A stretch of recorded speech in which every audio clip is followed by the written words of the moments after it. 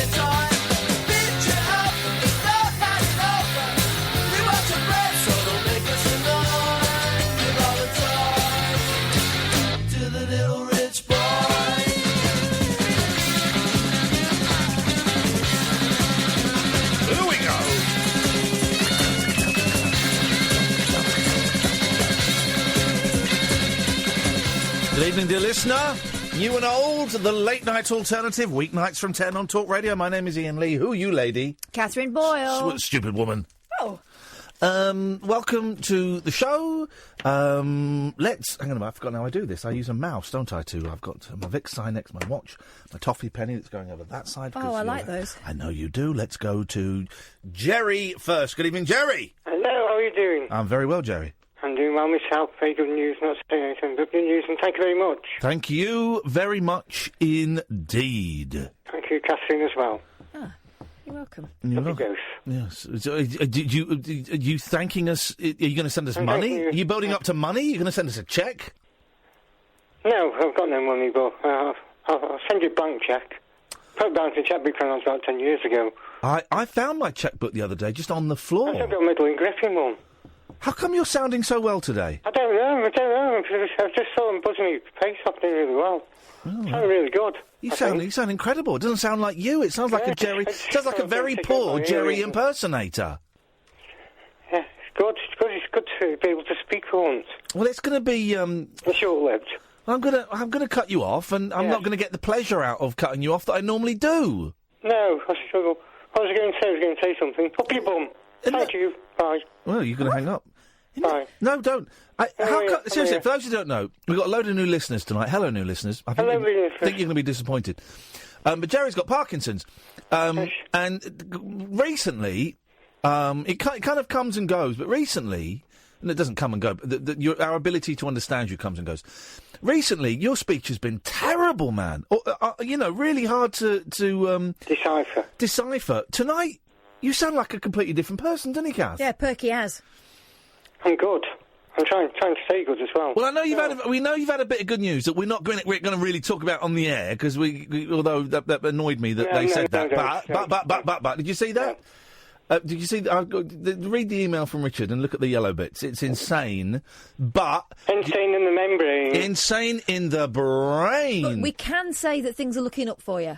We can't. Well, yeah, we can. Don't say I'd rather say nothing. No, read the email, read the yellow bits, then fume silently, and then we'll keep an eye on situations. But, thank you very much. But Jerry, first of all, here's the thing, right? You are welcome on this show whenever you want, and you're welcome to talk about whatever you want. Yeah, but the butt is there, but the butt is there. Yeah. The butt is there, man. But you know, I know you've had things are looking up. Things are looking up. Up your bum. Things are looking up your bum. Read that email and then be amazed. And yes, I'm going to follow the legal advice and tread an easy path. But dear God, who are these people? Let's go to Philip. Good evening, Philip. Hello. Hello, Philip. Hello there. Yes, hello. Hello. Hello, Philip. Yep, speaking. I know. Hello. Yes, hello. Yeah. Hello, Philip. Yep, speaking. Yes, I know. Hello there. Good evening. Good evening, Philip. Good hello. Evening, Catherine. Hiya. Good evening, Ian. Good evening. Good evening, everyone. Next. Right, good evening. We've spent a lot of time on the hellos. Right. Is there any meat in this hello sandwich? Yeah, I'm just saying thank you for last night. Oh, it was a pleasure. You're a very sensitive lover, Philip. Because it got to me.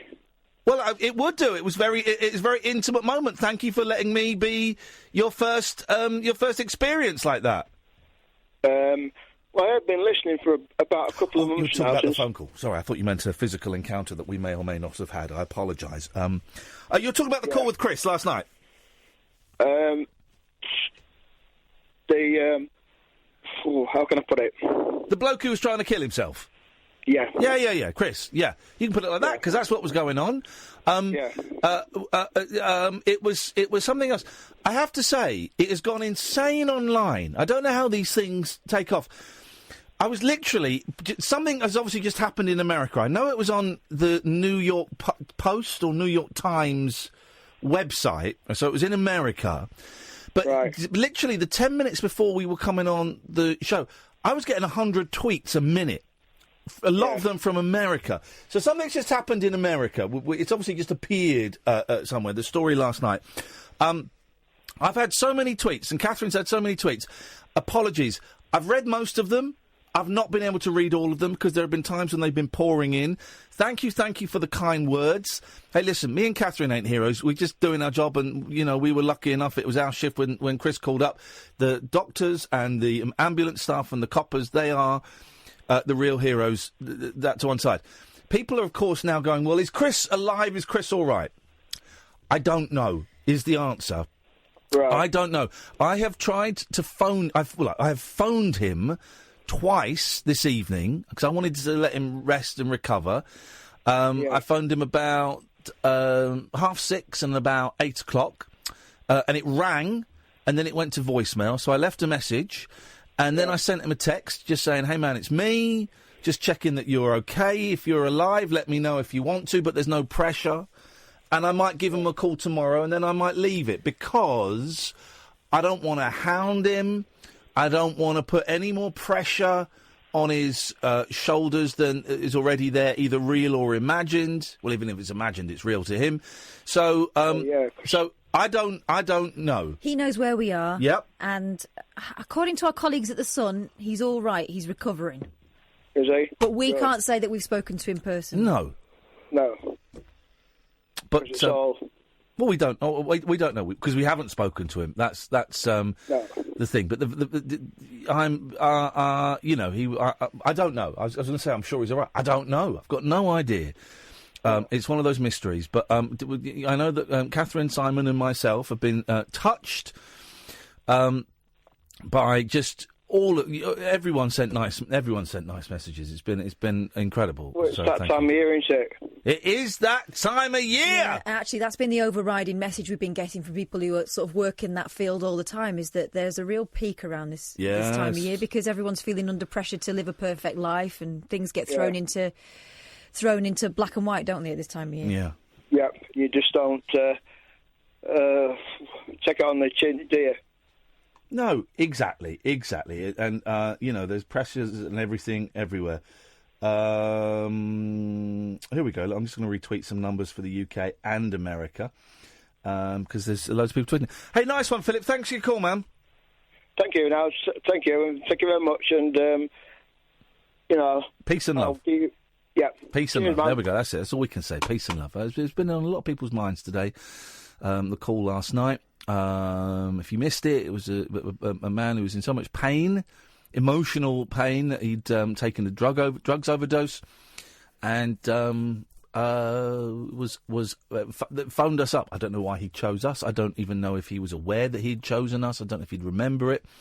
But he was faded, and I kept him on the phone for 30 minutes while Kath nipped out into the other studio and was listening intently for any clues that I could get out of him as to what he looked like and where he was and all of this stuff, because he didn't really know where he was.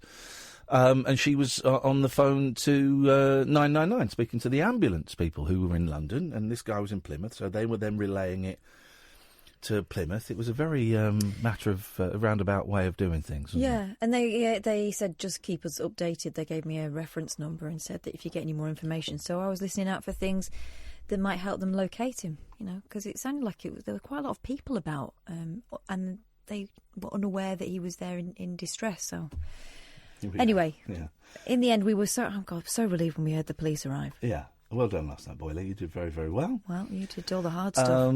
So there we go. And suddenly it's become a big thing in the papers. I got on my ex-mother-in-law is tweeting me, is emailing me news stories that she keeps finding and popping up and stuff. So there we go. It's a strange old night and a strange old day for many, many reasons, not just that.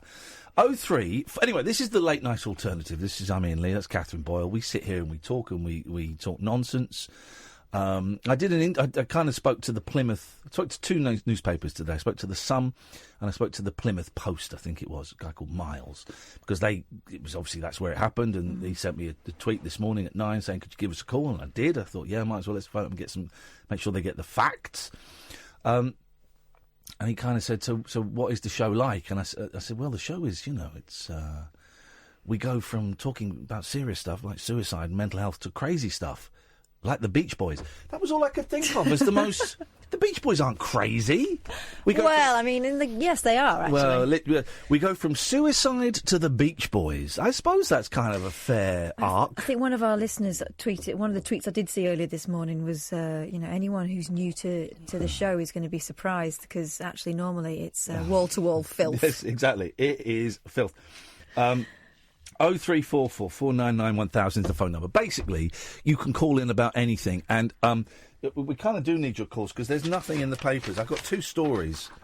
New listeners, we don't really talk about Brexit or Trump, okay? I've got two stories. One is about urns, and one is about lollipops, and I can't remember what the lollipop story is. That's it.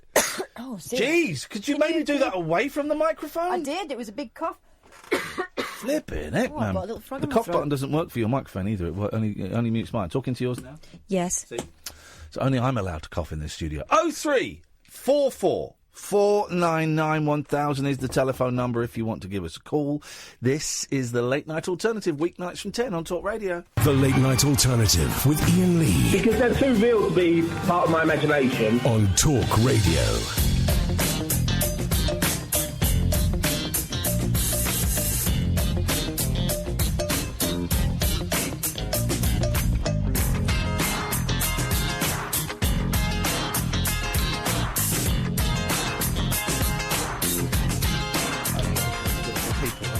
0344 499 1000. Where the hell are you, Dredge? You pop up on my screen, and then when we go to you, you bottle it. That to me is the act of a coward. Tease, massive It's tease. the act of a coward. Oh, Tara. Good evening, Tara. Listen to this.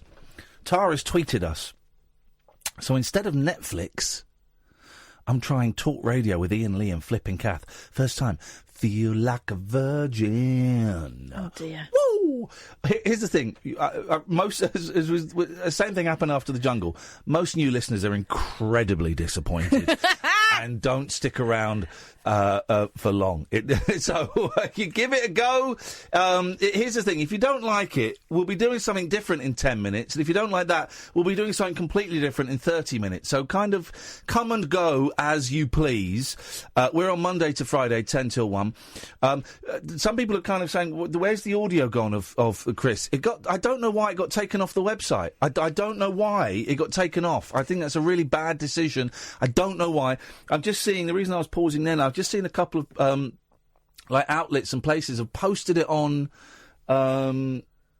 if someone's posted it and on Facebook and then just written edit. We've regrettably been told to take down the video and other posts from all sites by those at the very top.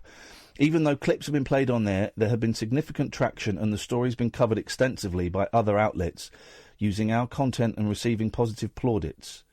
You can find extracts, but not the full conversation elsewhere online. I have no idea why it's been taken down. Can you not see it here on Listen Again? I thought you said it'd been taken off, didn't you? No, the YouTube thing. Why? I think there's concern about how Chris might feel about it once he starts recovering. I think that's what the idea is. You know, I hate to say it, it's kind of too late for that. It's kind of too late for that. Yeah. It's kind of too late for that. Is it on Listen Again? Well, okay, maybe. Here's the thing, because me and Kath ummed and ahed and talked for ages about whether it should go out as a podcast, and we decided, yeah, it should go out as a podcast. But they don't want it to go out as a podcast. I've made it. I've got to wait until I get permission to post it. Can I text Denny? I've texted him and he's not responded. Well, that's because it's not you, it's me. No, hang on. Oh, good luck with that. Denny. Hang on a minute. Can we put this out as a podcast?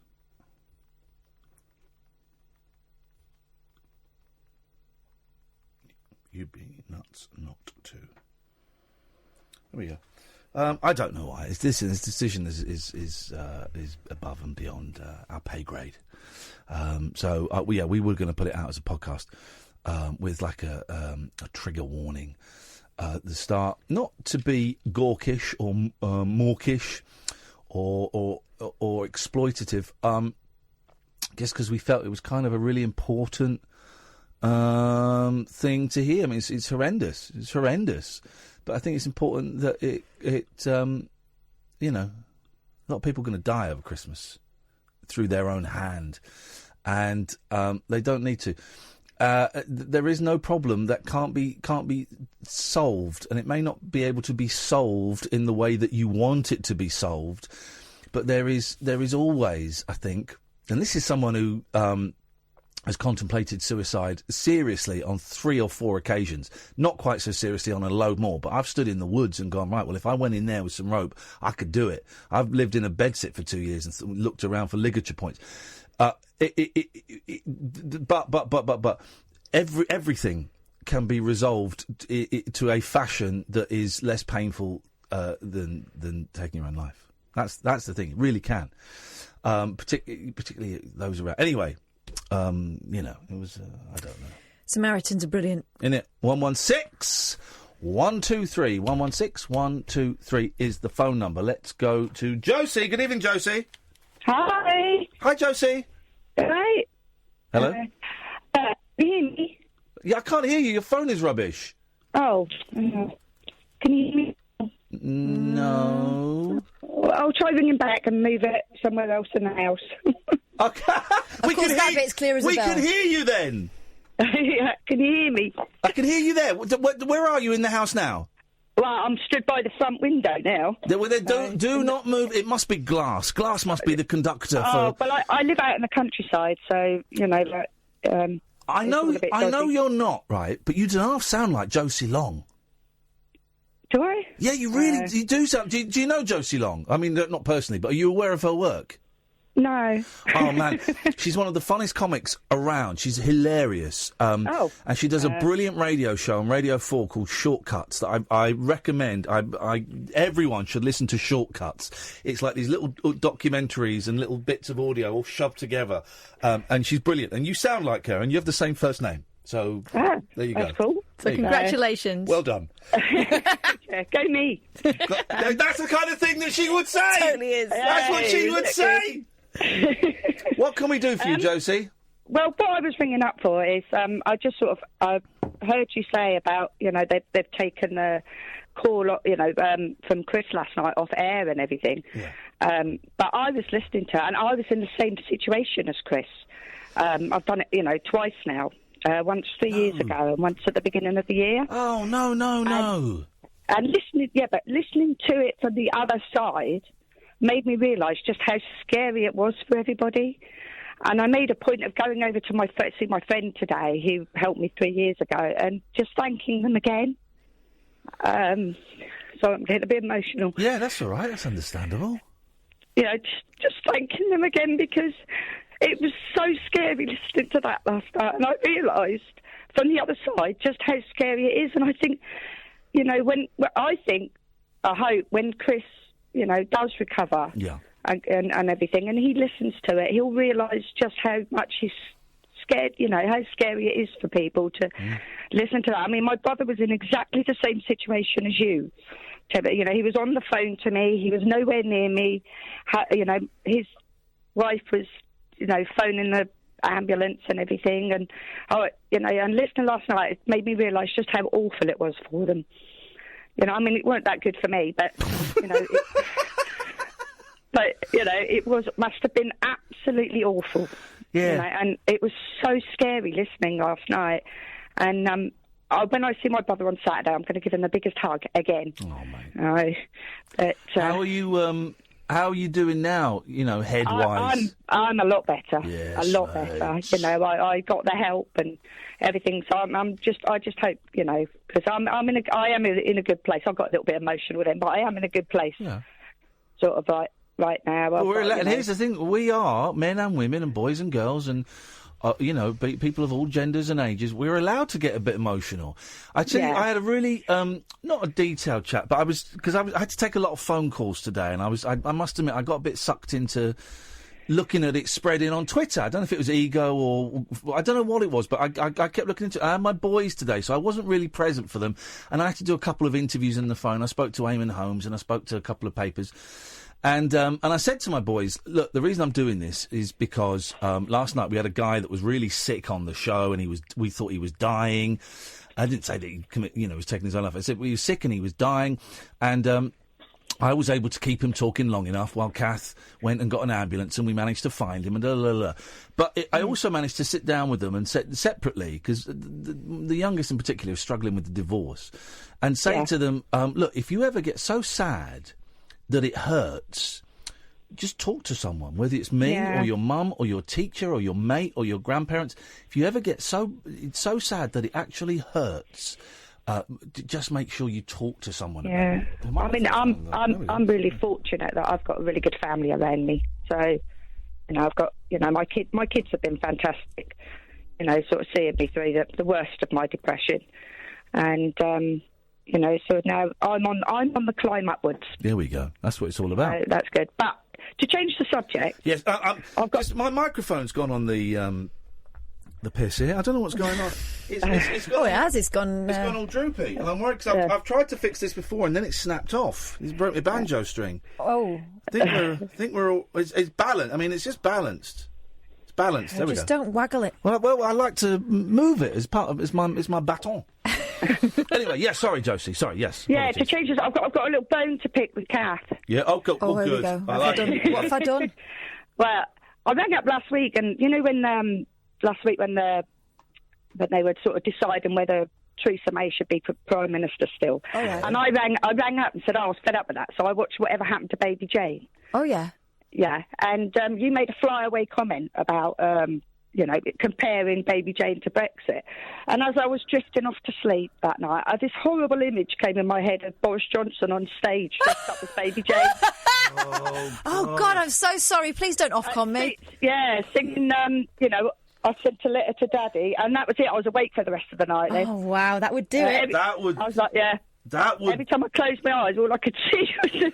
And I was like, oh, no, I don't want to sleep now. Don't blame me, I'm so sorry. How can we take that away? We need to give you a nicer image. No, so what I thought is I thought I'd pass the image on. Yeah, thanks. Give it back. Yeah, I'll pass the image on. Now you've got Iain dressed as Baby Jane. Is that any better? Sorry? Now you've got Iain dressed as Baby Jane. Oh, no. I don't need that image as well. No, exactly. No. You'd love it. You know you'd love it. I'll leave you with that image and see if you. Look, hang on a minute, Josie. No one gets off without a gift on this show. And tonight. So put your hands out. Tonight's gift. Are you ready? Yeah. Here we go. This is for you. I've written a letter to Daddy. His address is heaven above. Above. There you go. Thank you, Josie. Thank you. Tutty bye. 03444991000. We've got Bill, Alistair, Michael, Hassan, Jimmy. Could be you, dear listener. This is the Late Night Alternative. Before we go any further, here's an advert for one of my colleagues. The Late Night Alternative with Iain Lee on Talk Radio. 03444991000 is the telephone number if you want to give us a call. Let's go to Michael. Good evening, Michael. Hello, Ian. Hello, Kath. Hi, Michael. Hello, Michael. Hello. Did you say you wanted to talk about urns? Yeah, sure, why not? I thought that's what you said earlier on when you first come on. Didn't say it's what I wanted to talk about. I said I had two news stories and one of them was urns. All right, urns then. What's your urn story? I took my dog. What's a Grecian urn? I think that's the one they put on their head. No, come on. You asked me what's a Grecian urn. About £4.6. Thank you very much indeed. Well, that's the punchline to that gag, even though it should be Drachma. Drachma, yeah, but it's still a good gag. What's a Grecian urn? That's about 4.6. Oh, well done. Thank you. Here we go, Michael. Right, urns. I had when I had my dog cremated. Yeah. And now we're back. Now we're back, guys. This is what we do. This is the usual stuff. This is what we do. We're back. We're back in the room. Yes, sir. Right. When I had my dog cremated about 5 or 6 years ago, one very big dog, and they asked me if I wanted a communal burial. Oh, yeah. Or if I wanted a private burial. Yes. I said, well, why would I want a communal burial when I want it's not a word? Huh? And I don't want the ashes of all the other dogs. Yes. Right. Huh? So when I had my ashes back, I think I got the ashes of a horse because I got that many ashes. It took about 3 shovels to spread these ashes all around, and my dog was only a little dog. Oh, and most of it was fur, so that would burn off. And you just have the skin and bone left, I suppose. Well, but isn't most of the ash anyway? The casket. Hello? No. He's having a think. They have the ashes. Yes. And they put the ashes in the urn. Well, they just put they just put the dog in the oven without it, not in a coffin or anything. No, you don't. They don't put them in a coffin. They just sort of open the door and in they go. Well, that's very peculiar. Well, humans, I reckon, when they put you in the coffin, you have these posh coffins, but they take all the handles and screws. They take that's a fact. Yeah, they take the handles off and they sell them again. Onto a wicker one and throw that in. And when I'm dead and gone, I'm going to get cremated in just like an old plastic bag. I'm going to get a sleeping bag. I'm going to get buried at sea, and you can come and dance on my grave. Hey, I'll drown though, Michael. So what did you do? Where did you scatter the ashes? I went over the chase where I was to take her for a walk, and I just spread them over there. That's illegal. But I didn't even know that. What? It's illegal. You can't just scatter ashes anywhere. Who can't? You can't. No one can. It's illegal. No, you can't. You've got to get permission to scatter ashes. I used to scatter ashes off the dustbin all over the garden. No, all right, okay. Enough of the jokes. Enough of the jokes. That's what I'm here for, guys. I've written a letter to Daddy. His address is heaven above. Good evening, Jimmy. Hello, mate. How's it going? That's none of your business. Sorry. What can we do for you, James?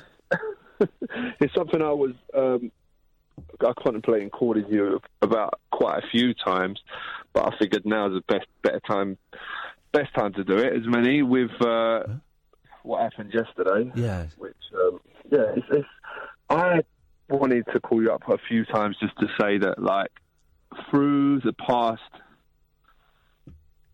probably the past year, basically last year, I lost my whole family, and the support that you gave to that man yesterday, it was in a different way how it was to me, but just through podcasts and having somebody in the mainstream media, whatever you want to call it, just saying things where you're like,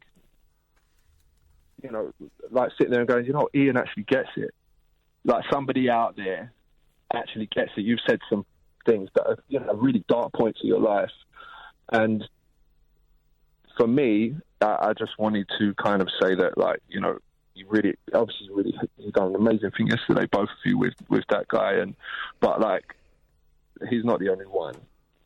Like, he helped me big time. And I really, really appreciate it, man.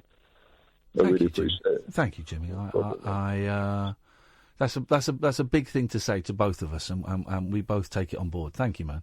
Yeah, it means the world, man. It means the world. I really appreciate it. How are you today? How are you this very day? With Christmas coming up next week, it's a tough old time for a lot of people. Are you all right about it? Are you digging it? Are you dreading it? What's the vibe today?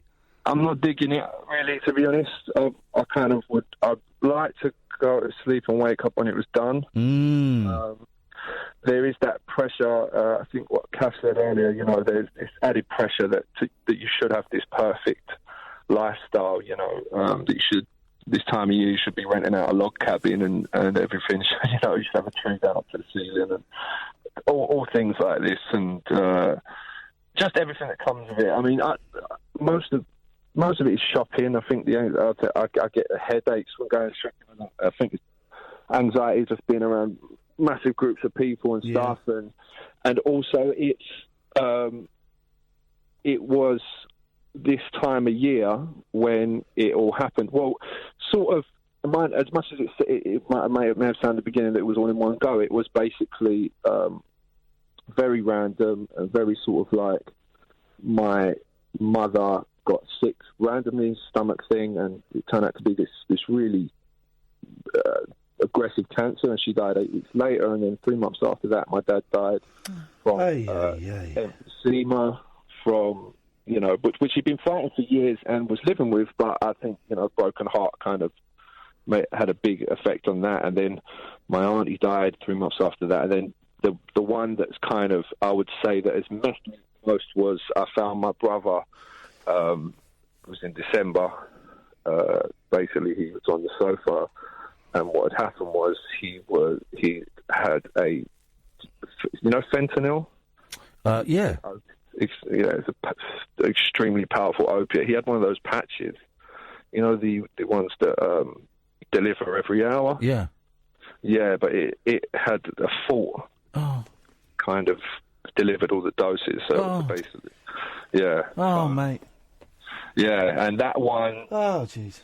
Everything surrounding that, even the most minor of detail, the feeling of the cold smell of the air, driving on a certain road, which I drove to that night, and things like that can just transport me all the way back, I'm not the type, and I'm glad I'm not, suicidal thoughts have never been a part of, of my depression. I suffered with depression and anxiety before then, but this kind of depression is like, it's a new level that is, I think the worst kind of depression, that is definitely the worst depression I've had, but I think the worst part of it is what makes it so hard is when you don't understand it. When you're having a good day, and not even a flashback or anything has brought you down to the ground. You just go to the low for no reason. I think that confusion is what makes it so bad, and that is the part there, I think, where you've said things before, and I'm like, okay,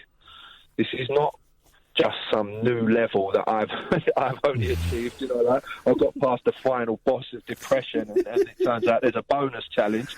Like it's not like that. It's just like everybody else gets this. It's the confusion of it, and I think, I feel all right today. Can I go off on going back ever so slightly away from the depression thing, but going back to the death thing, right? Yeah, of course. When my dad died, right, and I had a very strange relationship with my dad. We didn't get on for years, and then towards the end we made peace, and then he got ill and died again, right? He died and abandoned me again, right? But here's the thing that no one tells you about, right? When someone really, really, really close to you dies. And since then, I've heard a few people mention it. I heard someone mention it on a play in Radio 4 the other day. The growl you make. Do you know the howl? The howl you make when you're crying. Did you get that? I got that. It's an animal. You had that, Kath? Because we've all had people close to us. It's like a wolf. It's like an animal howl. There's no other word. I've never heard any noise like it before, and it was coming out of my throat because I was in so much pain and was crying, and it was incredible. And no one talks about the howl, but it's really common. When if it's someone that close to you, do you have that then, Jim? Yeah, I had it. What happened with me was I've had it where I've pulled all the muscles in my stomach. Yeah, I bet. Yeah. You know, like lateral. I had it with Mum and with Dad. I did cry, but I held it together to a certain extent with the thought of, you know, you've got to be one of the people who's holding it together at this point, you know. And but with my brother, what happened was I lost. There's the thing that happened. You know, when you see in films when something like that happens, and you see somebody fall to the ground. Yeah. Now, that's what happened. I completely lost my legs, and I cried. It's like what you're saying. It's not. It's almost like you can't describe it as a cry. It's like some sort of feeling that comes from the deepest, darkest part of every part of you that just creates this. I don't even know what it sounded like. I had to fall into the floor as well. Not immediately. This was like maybe even I can't remember. Maybe it was even a different day. I'm not sure. But the fall into the floor on my knees, just this roar coming from your gut, man. Horrific. No one mentions it, and I think people should because it terrified me. Terrified my wife as well. Yeah, I bet it did. The thing is, I don't know if this happened to you, but what was happening to me was where my legs had gone, I was getting it days after, and it stopped after a few weeks where I would just be making a cup of tea or something. I'll get a little flashback, and my legs would just start to go. They wouldn't go, but I'd feel it. And when I spoke to the doctor about it, he said, you know, it's a PTSD thing, and it's to do with shock. It's the same mechanism that when you get in a car crash and you black out. It's a protection thing, you know, like a built-in sort of shutdown thing. And that part of it really messed me up, man. And it messed me up to the point of, I think it was because, you know, as much as you know your parents are going to go, when they do go, it's such a shock and such a hard-hitting thing. And then, but me and him was in it together, you know, we was very close, and we held each other up through the whole thing. And, you know, even through the point of being broke and trying to get money together for funerals and working it out. And, you know, we went to complete rock bottom to make sure everything was done right. And to lose him, you know, was like, and even now it's just everything about him. And, you know, I don't know if you have this with your dad. My brother is one of these people, a lot of people look like him. Right, a lot of people, man. Like, but some people, there's a few that look exactly like him. And I get really fixated on, you know, a few images of people that look like him and think, what's going on here? And I think you kind of cry out for there to be a sign of something. Oh, you're always looking for a sign, looking for a meaning. It's got to be a sign that there is some point to this. I had to say, my dad was a tall, fat old man with white hair. There's loads of them around, and I would see him I see him now. Years later, I see him drive, pull up in a car next to me. Oh, it's my dad. Oh no, it's not. He's dead. Yeah. You find yourself staring at strangers, don't you? Like, it might be just a small thing. I remember standing behind this guy when my granddad died very suddenly. Yeah. And it's not as bad, when they're older, it's not as bad and not as shocking, of course it isn't. But I was standing behind this guy in a queue and staring at his ears. His ears were exactly the same as my granddad's, and the back of his neck. And I kind of couldn't stop looking because he was there for a second, if you know what I mean. Of course. But at the same time, it's not, and it's heartbreaking. It's just the strangest thing. All right, Jimmy, listen, we've got to move on. Nice to talk to you, man. Thanks for sharing that with us. And we can get through next week, man. We can do this. Big things, man. Big things. Big things. Speak to you soon, fella. Take care. Nice one, man. Bye. Take care. Bye. We're off next week. We're here tomorrow. We're off next week, then we're back the week after. Business as per usual from Monday. Monday is New Year's Eve, I think. Monday the 31st of December. We're back. We're back in the New York groove. 03444991000 is the telephone number. This is Talk Radio. Stimulating nightly emissions guaranteed to open your eyes and your mind. Oh, my word. The Late Night Alternative with Iain Lee on Talk Radio. I got new curtains today in my living room, posh ones. I thought you looked different. Posh curtains. The rest of the house I got cheap curtains, but the living room I got posh curtains because I've got an odd-sized window. So a man came and fitted them today, and I'd totally forgotten what fabric I'd chosen. It looks rather delightful. Actually, it looks terrible with my walls at the moment. The walls are going to be painted in the new year, so it'll look great. And then I noticed I had water all over the kitchen floor, which was dripping through a light fitting, which happened as a result of me having a new boiler fitted. So that was not good. So it's been a stressful day, and I got divorced today, and all these things kind of happened on the same day, and it's just been one of those weird things happening, and I wasn't getting on great with my youngest son today, and it was just I wasn't seemingly able to do anything right, and blah blah blah. So it's been a big old, and I was on the Eamon Holmes show. Well, at least I think I was. I certainly spoke to Eamon Holmes on the phone. I don't know if he was doing a radio show or just wanted to chat. I heard it. It went out, did it? It went out, did it? Okay. So it's been a strange old day, and then you get that letter about your marriage, and you go, what do you do with that? What do you do? How do you digest that? I knew it was coming at some point, and I suspect it'll come before Christmas. You go, all right, that's that done. What do I do? I'll go and hug the boys, tell them I love them, and and feel like a failure. So that's been my day. How's yours been, guys? Let's go to Bill in Leighton. Hello, Ian. How are you doing, sir? He's an easy lover. He's got a heart on, you won't believe it. It's like no other. Don't know the rest of it. Before you know it, you'll be on your knees. I'm surprised you forgot that bit. Before you know it, you'll be on your knees. Hiya, Bill. How you doing, Kathy? Okay. Yeah, I'm all right. Are you doing okay? No, I just want to give you... She answered the question! It's none of your business! That's fair enough. I'm gonna come and kick your ass. If you want to. Oh, he sounds like he's up for it. Yes, mate. No, I'm only joking. No violence here, Bill. I've left my nunchuckers at home. It's Christmas. It's peaceful. It's stressful. Hang on a second. Sorry. Just thought of something. Okay. So you got video games consoles now where, like the Switch or the VR, where you're not just holding a controller in two hands. You can move a controller around, and it affects what happens on the screen. Right, Catherine? Correct. Yes. Right, Bill? Yeah. Right. Why has no one invented a nunchucker game? Because you'll have someone's eye out. No. There should be a nunchucker game, shouldn't there? You should be able to, with a Switch controller. You don't even need a chuck. With a Switch controller, you should be able to do a nunchucker. Shouldn't you, Bill? For sure. Come on, Bill, be more enthusiastic. I will be. I don't know whether everyone else is as into nunchuckers as you are. Shut up, man. I'm not really a gamer, to be fair. But well, he's more of a lover. That's because they haven't invented a nunchucker game.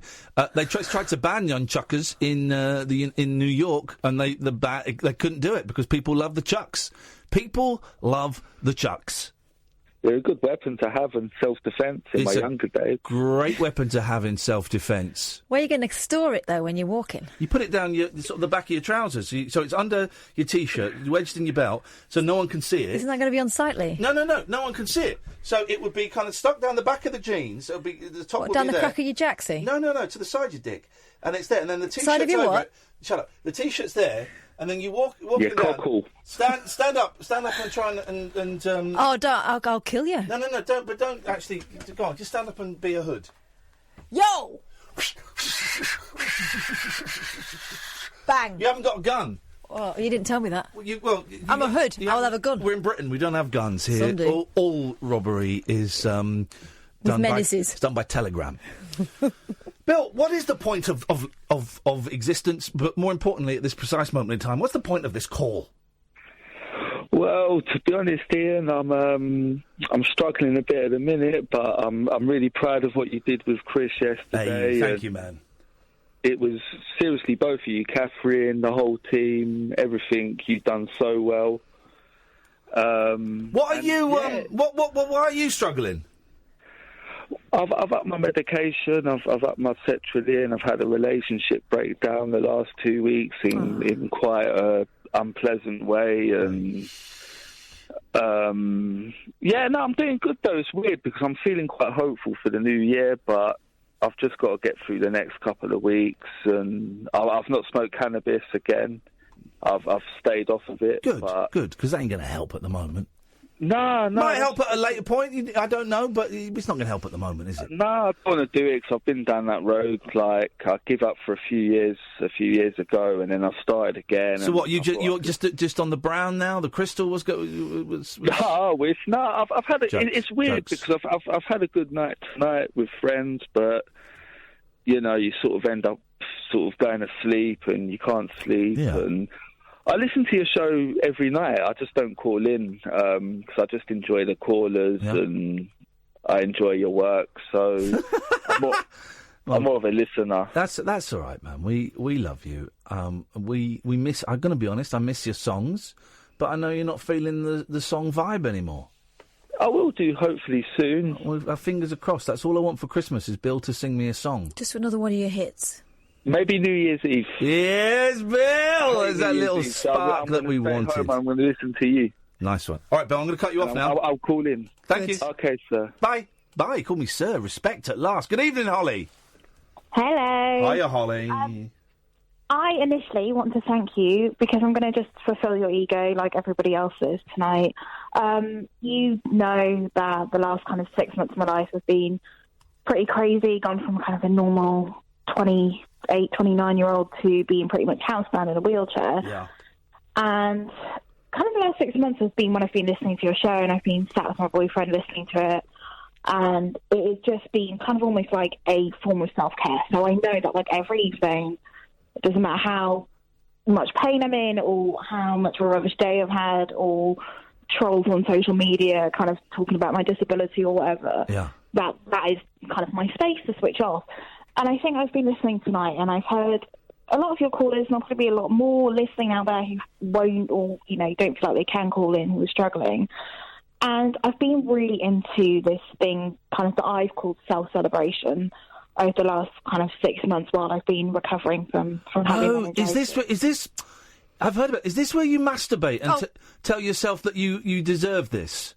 Do you know what? If that's what you want to do, that's what you want to do. It's really what I want to do. You really deserve this. You've worked hard. Can you wait till the end of the show? Sorry, yes. Hello. No, masturbation could be part of it. Thank you. Self-celebration is, for me, it's very much about, it's not like, I'm great, I'm amazing, because, you are. I am, majority of your listeners are. Yes. But it's all about just recognising that you can't be everything for everybody. Yeah. That you can't do everything all of the time, and that you are doing the best you can. And I think But it's a real thing. Like, it's hard to get your head around at Christmas, I think, because we're so busy. Yeah. We're shopping, we're cooking, we're doing whatever. And I just kind of really want to encourage listeners to take 10, 15 minutes out of their day, 3 minutes as they're making a cuppa, and just go kind of breathe in, breathe out, and go, I'm doing the best that I can. And if all you've done that day is get out of bed to go to the toilet and gone back to bed... That's all right. If that's all you can manage, that's all right. Can do. Yeah, and if you've gone to work and you smashed it at work and you've got, £100,000 a year promotion, brilliant, well done. It doesn't matter what that thing is. I think it's so important that we kind of consciously acknowledge the stuff we've done, because I don't think that we do. We're kind of bombarded with messages of self-care and you need to look after yourself, but actually to really, truly be thinking about it is also another thing. So I just really encourage people to do that. And you might think that you're rubbish, and you might think that, there will be listeners out there who do think I'm suicidal, I don't want to be here anymore. But the fact is, you mean something to somebody. There will be somebody that'll miss you. There is a good quality about you, even if you think there isn't. You are kind, or you're funny, or you're, loyal. And that is such an important thing to kind of try and remember. It's not about feeling our own egos, but like I said, it's just about reminding ourselves that there's a reason why we're all here, and there's a reason we're doing what we're doing, and there's a reason we have people in our lives. Okay. All right, Holly, listen. Around. Holly, thank you for that. I've got to go because I'm very late for the news, but thank you. Blessings. The Late Night Alternative, 03444991000. This is Talk Radio. Talk Radio. The Late Night Alternative with Iain Lee on Talk Radio. We have ways of making you talk.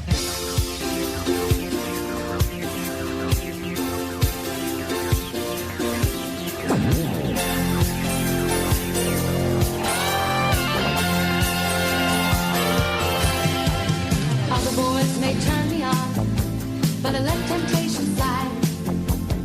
Used to be so plain to see the hunger in my eyes, but now I'm buying, trying. High fidelity, high fidelity, keeping it light, keeping us tight. All right, high fidelity. Waterphonic sound, stereo desire, coming to you loud and clear, with a brand new fine free radio, and I'm so glad you're here. Someone to lie with, lie with. High fidelity, high fidelity,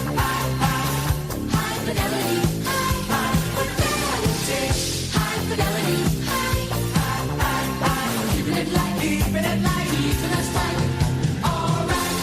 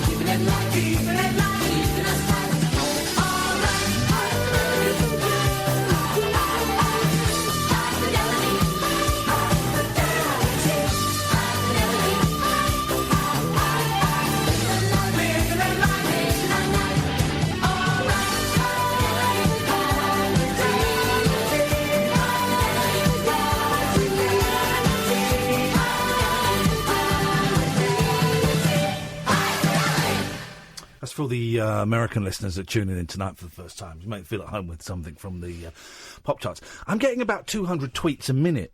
There's not an exaggeration. And I have been for the last hour and 20 minutes. 200 tweets a minute. So every time I refresh it, literally, if I just keep hitting refresh, it goes 30 more. So I'm missing loads of cool people. I'm missing loads of comments. It's just too many for me to see. And it's weird. So I think it's because the call last night has become a Twitter Moments now. It's become a Moments. I went to my Moments page and it was at the top of the page. We were trending. We're number 4 at one point. I don't know if that was 4 in the UK or in London. I think that was in the UK. We were trending at number 4. This is insane. I don't really know what these stats mean, but what it does mean is dollars, doesn't it? It means I think you get like money for that, don't you? Is that how it works? I think so. 0344 499 1000 is the telephone number. If you want to give us a call, very simple format. We sit here, me and Catherine Boyle. Welcome, good evening, and we talk rubbish. We talk about our days. We talk about some stuff that's in the news. We tend to avoid the bigger subjects that you will have heard if you've listened to any phone-in show or Radio 4 or 5 or LBC or this station. You will have heard Brexit. You will have heard the stupid woman debate. You will have heard about... I missed all of this. Today because I've been out today. I took the boys. We got a new drone. And we've been hanging out around near sort of Gatwick Airport. Flying this drone. It's a bit fiddly to control. We kept losing it a little bit, and it kept going off on its own. And the youngest was making a pig's ear of it. The middle one was the eldest was great. The middle one, I think the three of us. The eldest was great. But when me or the youngest were doing it, it was going all over the place. It got a bit close to some of the airplanes and stuff. So, but we had a great time doing that. So the point is, you can call in about absolutely anything. It can be light, it can be frothy, it can be stupid, it can be heavy, it can be dumb, it can be mental health. It can be, you heard a great song today. It can be, you want to run a Christmas present past us that you want to get for your son. I don't know. It can be literally anything. I've only got 2 stories from the papers. We mentioned urns to that guy, so let's do the urns. These aren't great stories.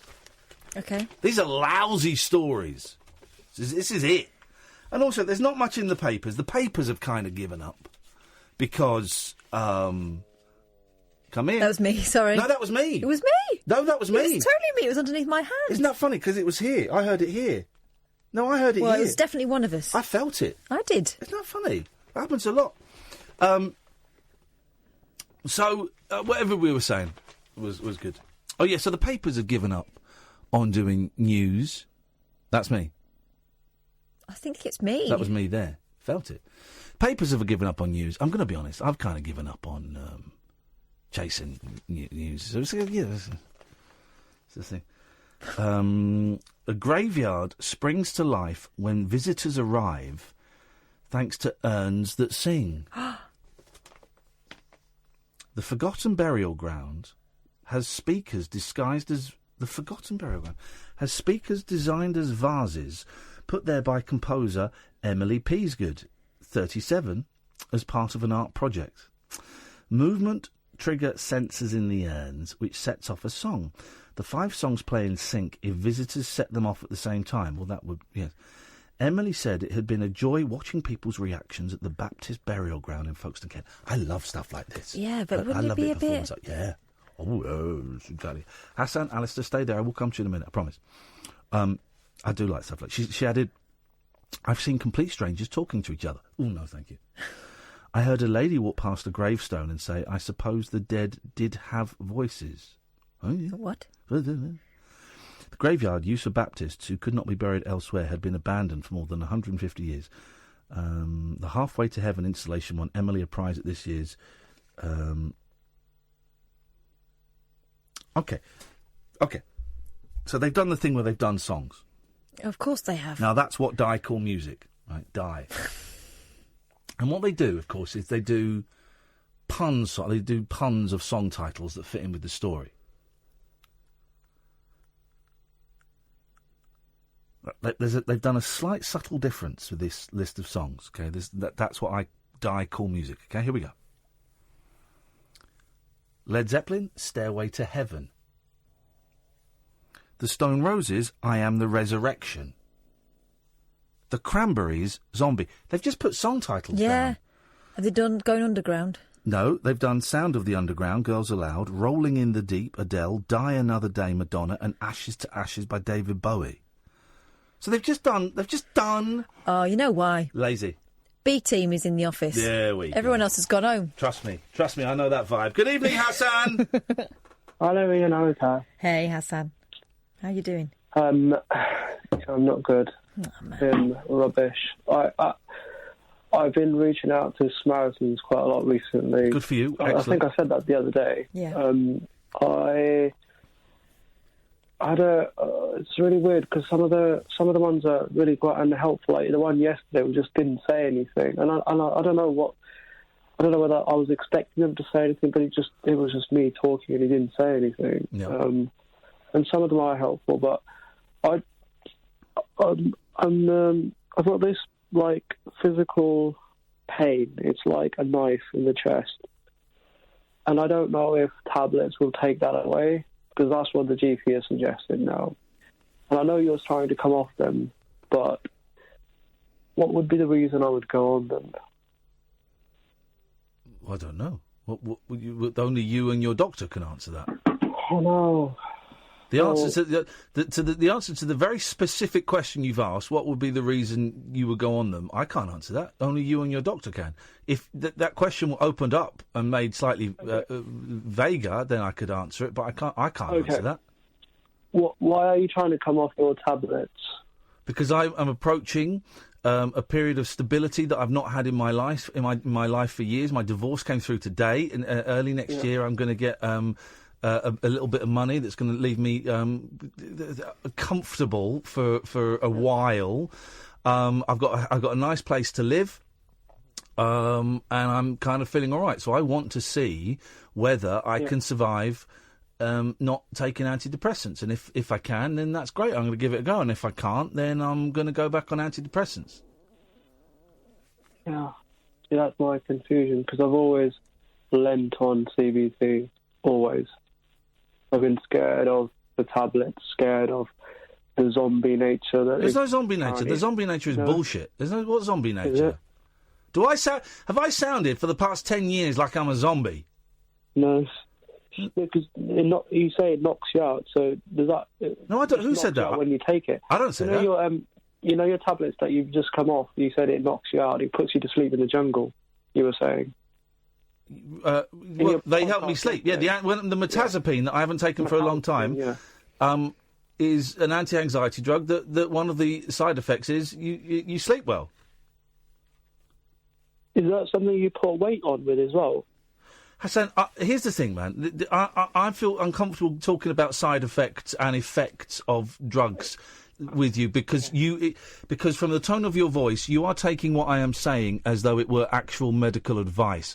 And it isn't, and I can't give medical advice. A, I'm not allowed to, and B, I don't want to. That kind of stuff. Fair enough. Yeah. You can only get from your doctor. Yes, I can share my experience and my strength and my hope and my story, but what you've got to understand is, you give 100 people the same antidepressant, you'll have 100 different reactions to it. That's fair enough. Do you know what? I'm glad I put on weight. I'd rather have got fatter than got deader, which is where I would have gone. Yep. That's 100%. Well, no, thank you for that, Ian. You need to talk to your doctor about this, man. Not me, because I don't know. You don't know, I'm assuming, what drugs he's going to suggest. Has he told you what drugs he's thinking of? No. Well, then there you go. There's hundreds of different drugs that do different things, that have different side effects. That some make you put on weight, some make you lose weight, some make you come really quickly, some mean you can't come, some mean you can't get an erection, some mean you're horny all the time, some make you tired, some make you awake. It's all different kinds of things.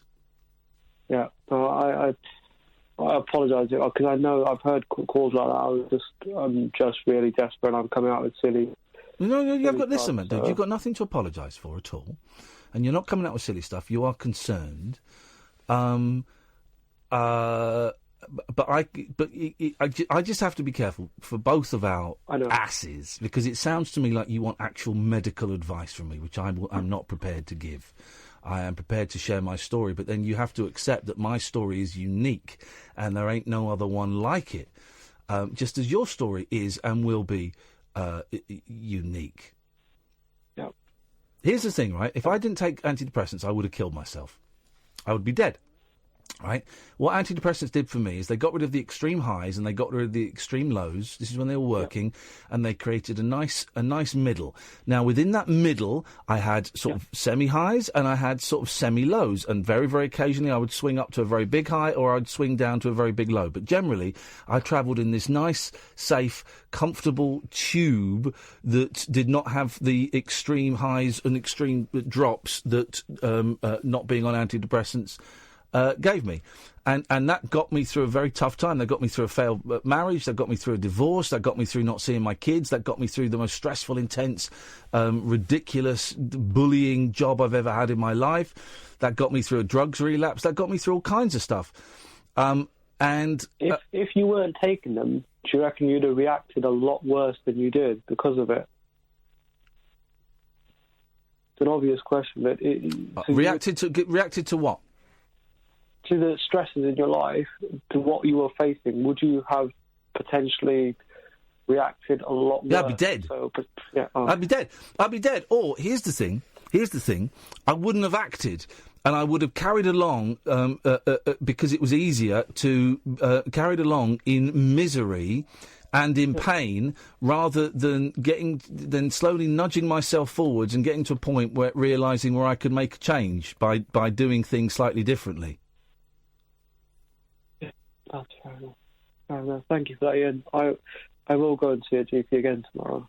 I think you should, man. I think you should, and I think you should listen to him or her because they are experts. And you should talk all of these fears you've got with me. Say to them. I will do. Say to them. Whatever you do, this pain is because of this girl, right? Yeah, well, you've got such a brilliant memory. Yeah, it's just everything. The lack of can't really work. Like, can't really tell my parents. It's just the whole package. But yes, ultimately, it's to do with the girl. Okay. Well, yeah. Go and speak to your doctor. Okay, and cheers, mate. All right. Nice one, man. Take care. Cheers. Bye, Hassan. 0344 499 1000. This is Talk Radio. The Late Night Alternative with Iain Lee on Talk Radio. 0344 499 1000 is the telephone number if you want to give us a call. Let's go to Alistair. Good evening, Alistair. Hey, guys. Wow, gosh. Someone's trying to sound young and failing. Yes. What you got for us, Alistair? Right, I just wanted to say thank you for this year's shows. Oh. You've made me laugh and you've made me cry. And you've made me realise to never stop trying to giving up. Never stop trying to give up. No, don't give up giving up. No, yeah. Hang on. Never stop. I said that wrong, didn't I? You did, I think. Never stop trying to give up giving up. No, you don't want to give up giving up. That's it. That's what you taught me anyway. Yeah. Here's a good one. Nothing changes if nothing changes. You want stuff to change, you got to change it, man. Come on! Take a look at yourself. I've got a song for you, man. Yeah, go on. Bruce Poindexter. Yeah. His version of Hit the Road Jack.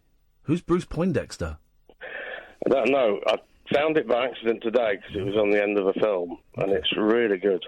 I'll be the judge. Isn't Poindexter like a word that you means like a geek? One word, yeah. Poin and Dexter, but one word. There we go. All right. Do you mean Buster Poindexter? Buster, oh yes, Buster. Okay. Yeah. Let's have a little listen. There we go. Let's see. Here we go.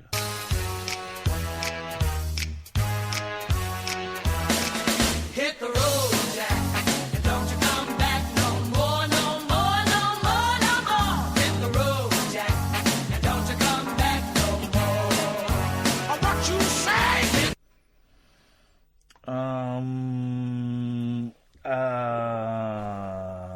I mean, you know, it's okay, but it's no.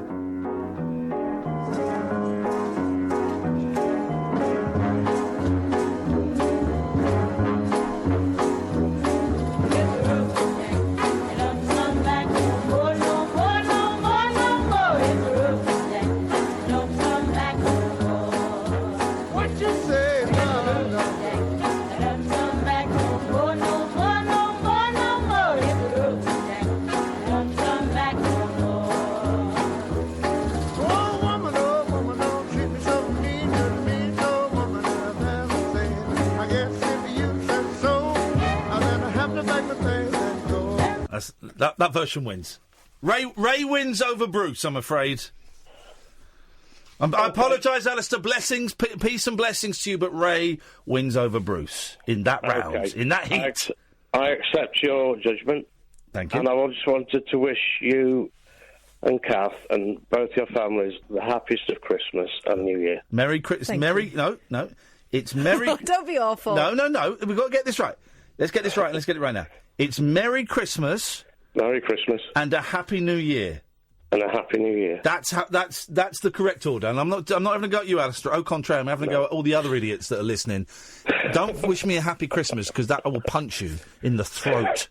And then I get my chucks out. I look forward to that. It's a Merry Christmas and a Happy New Year. We wish you a Merry Christmas and a Happy New Year. It's very, very simple. We all know that. Just as we also know that when you're celebrating someone, you say... Hip, hip, hip. It's 3 hips, OK? Let's just... For those who missed it... Hip, hip, hip. Never. I've got a mouthful of sausage. Yes. Thank you, Alistair. Cheers. Don't get drunk over Christmas, please. No, I won't. Thank you very much. Hey, do you know the John Denver song? Say again. Hang on a minute. Do you know this song? Narrow it down. You did a few. No, this is right. Do you know this one? I'm kind of playing it slightly tongue in cheek, but also I'm playing it as a. Please, Daddy, don't get drunk this Christmas. Please, Daddy, don't get drunk this Christmas. Alistair, my tongue is slightly in my cheek, but also my hand is on your back, hoping you have a merry, sober Christmas, brother. I'm giving you a hug right now. Thank you, man. Well done. You can do this. Cheers, bud. Cheers. Ta-ta. Cheers, bud. What? I call you blood. He's got blood. No, bud. He's got buds there. What the hell? That guy's supposed to be sober and he's saying cheers and he's drinking buds. It's a tough one for alcoholics and drug addicts. Christmas, you know. I remember my first few sober Christmases. You walk past pubs in winter and stuff, and they all look magic. It's like honestly, there was like golden glow coming through the windows, and you think, oh, it looks so magical in there. I tell you what I'm going to do, actually. I'm thinking this a lot recently. I'm going to do it, right?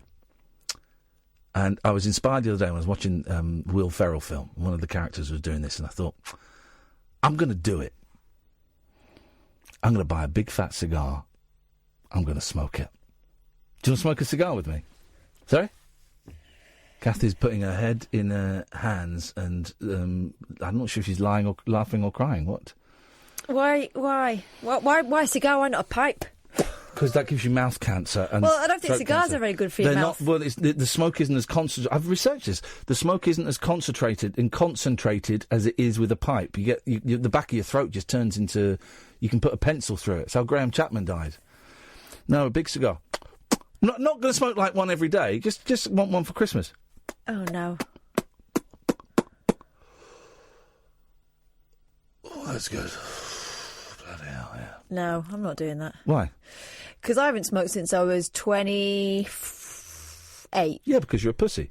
No, because I'm hardcore, and once I've stopped, I've stopped. OK, but cigar smoking is not the same as smoking tabs, or... Yeah, it is. You're lighting a stick and sticking it in your gob, yeah, so... Count me out.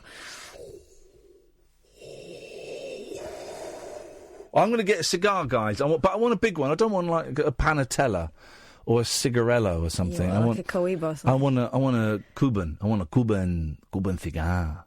I want to smoke it. But I want to smoke it over like 4 or 5 weeks. Take my time. Oh God, I want to sit on the back step of my house. He knows what I'm doing. He knows exactly. Simon's got it.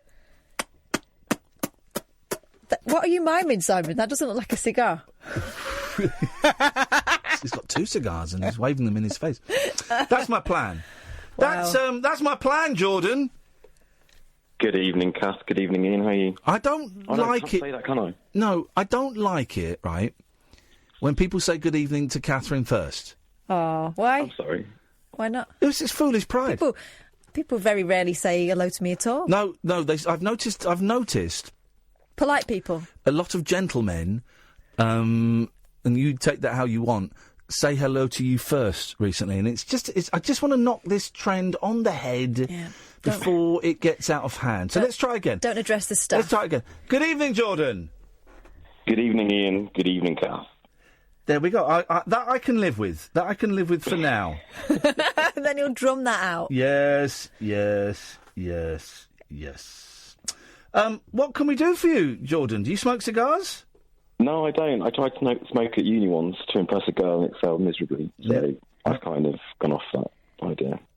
But no, I just wanted to say, big well done on last night. I was listening live and it was quite weird to hear and how you kind of kept it together. And like you, I tweeted you guys last night, and then like you, Iain, I've had loads of tweets because I'm actually the top of the moments for the. Oh, are you in the moments? Yeah, and loads of people have been tweeting constantly. My phone keeps lighting up. All the responses are really positive, and how it's, there's people out there that are, you're not alone, and you can get help. So.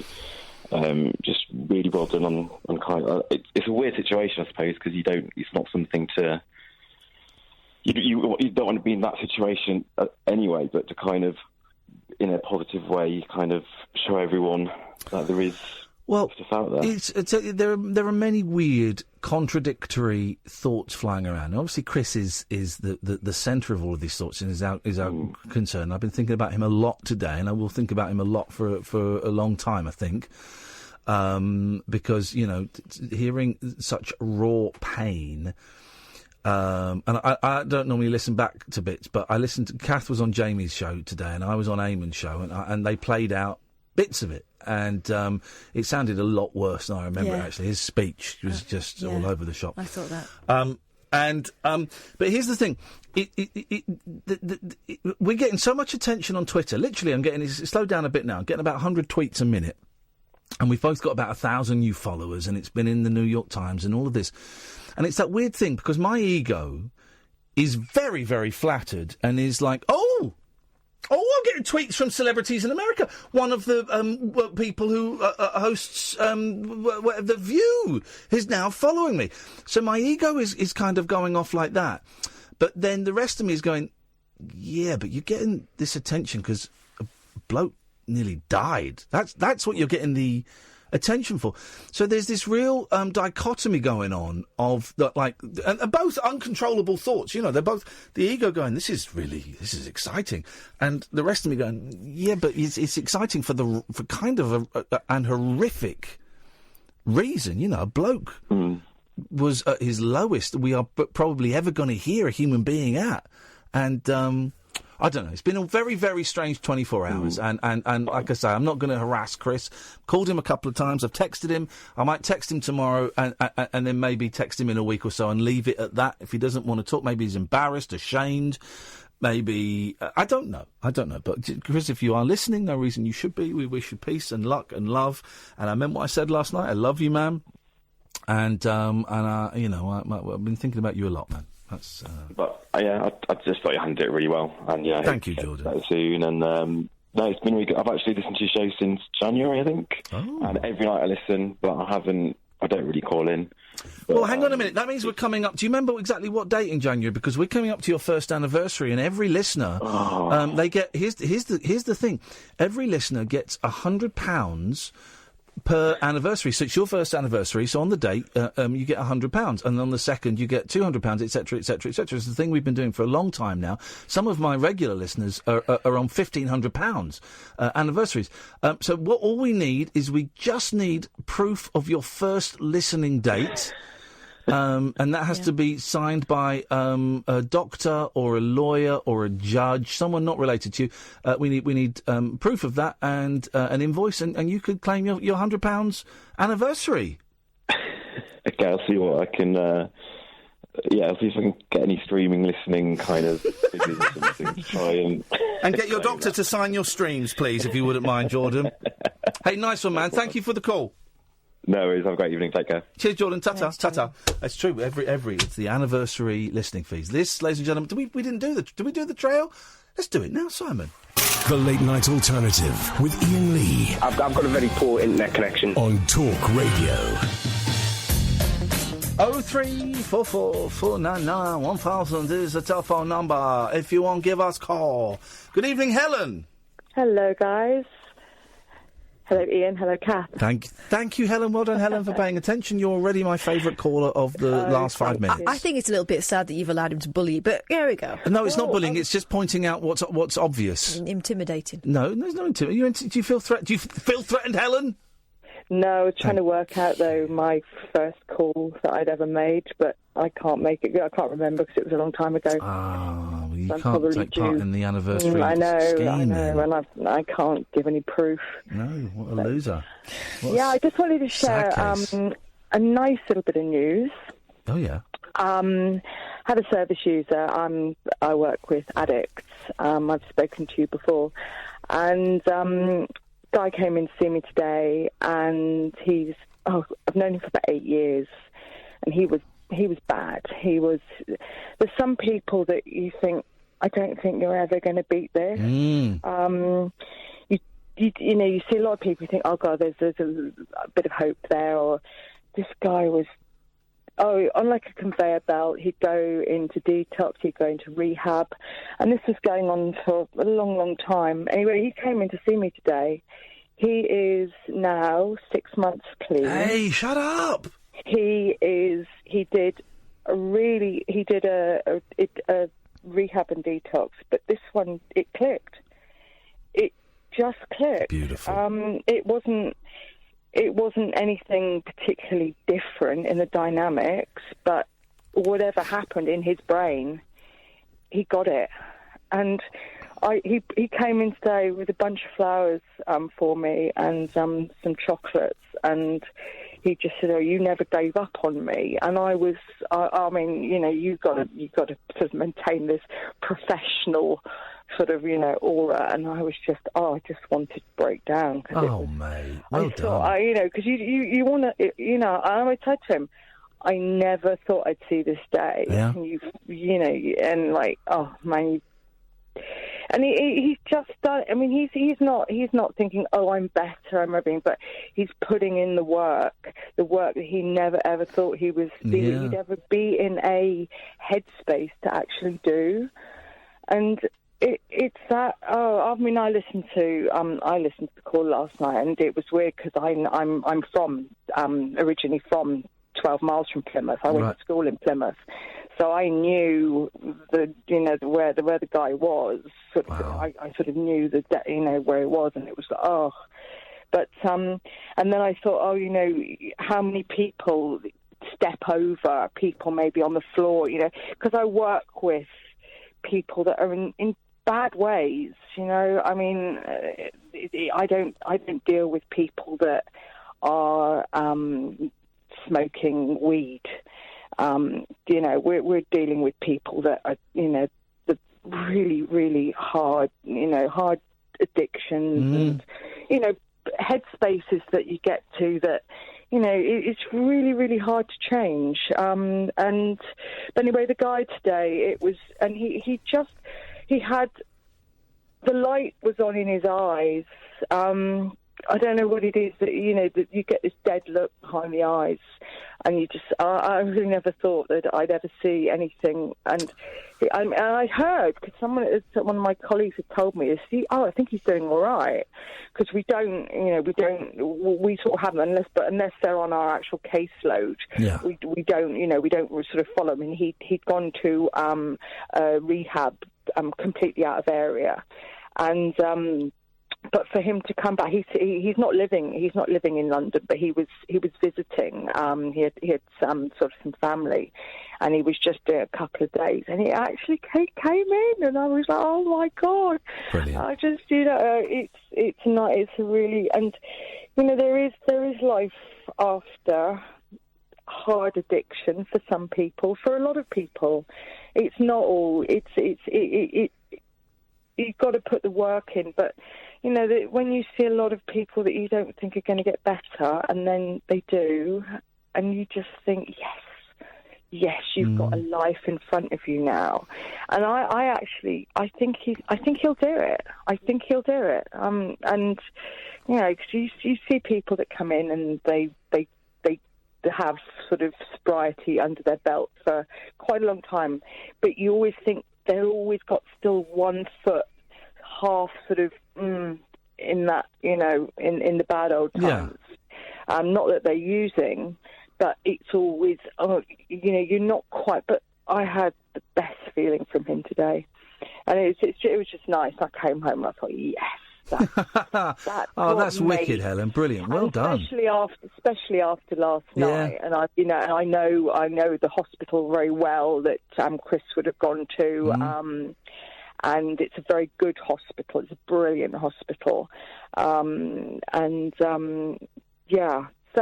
I just thought I'd phone in and just pass that on, because I know that you have your struggles, and.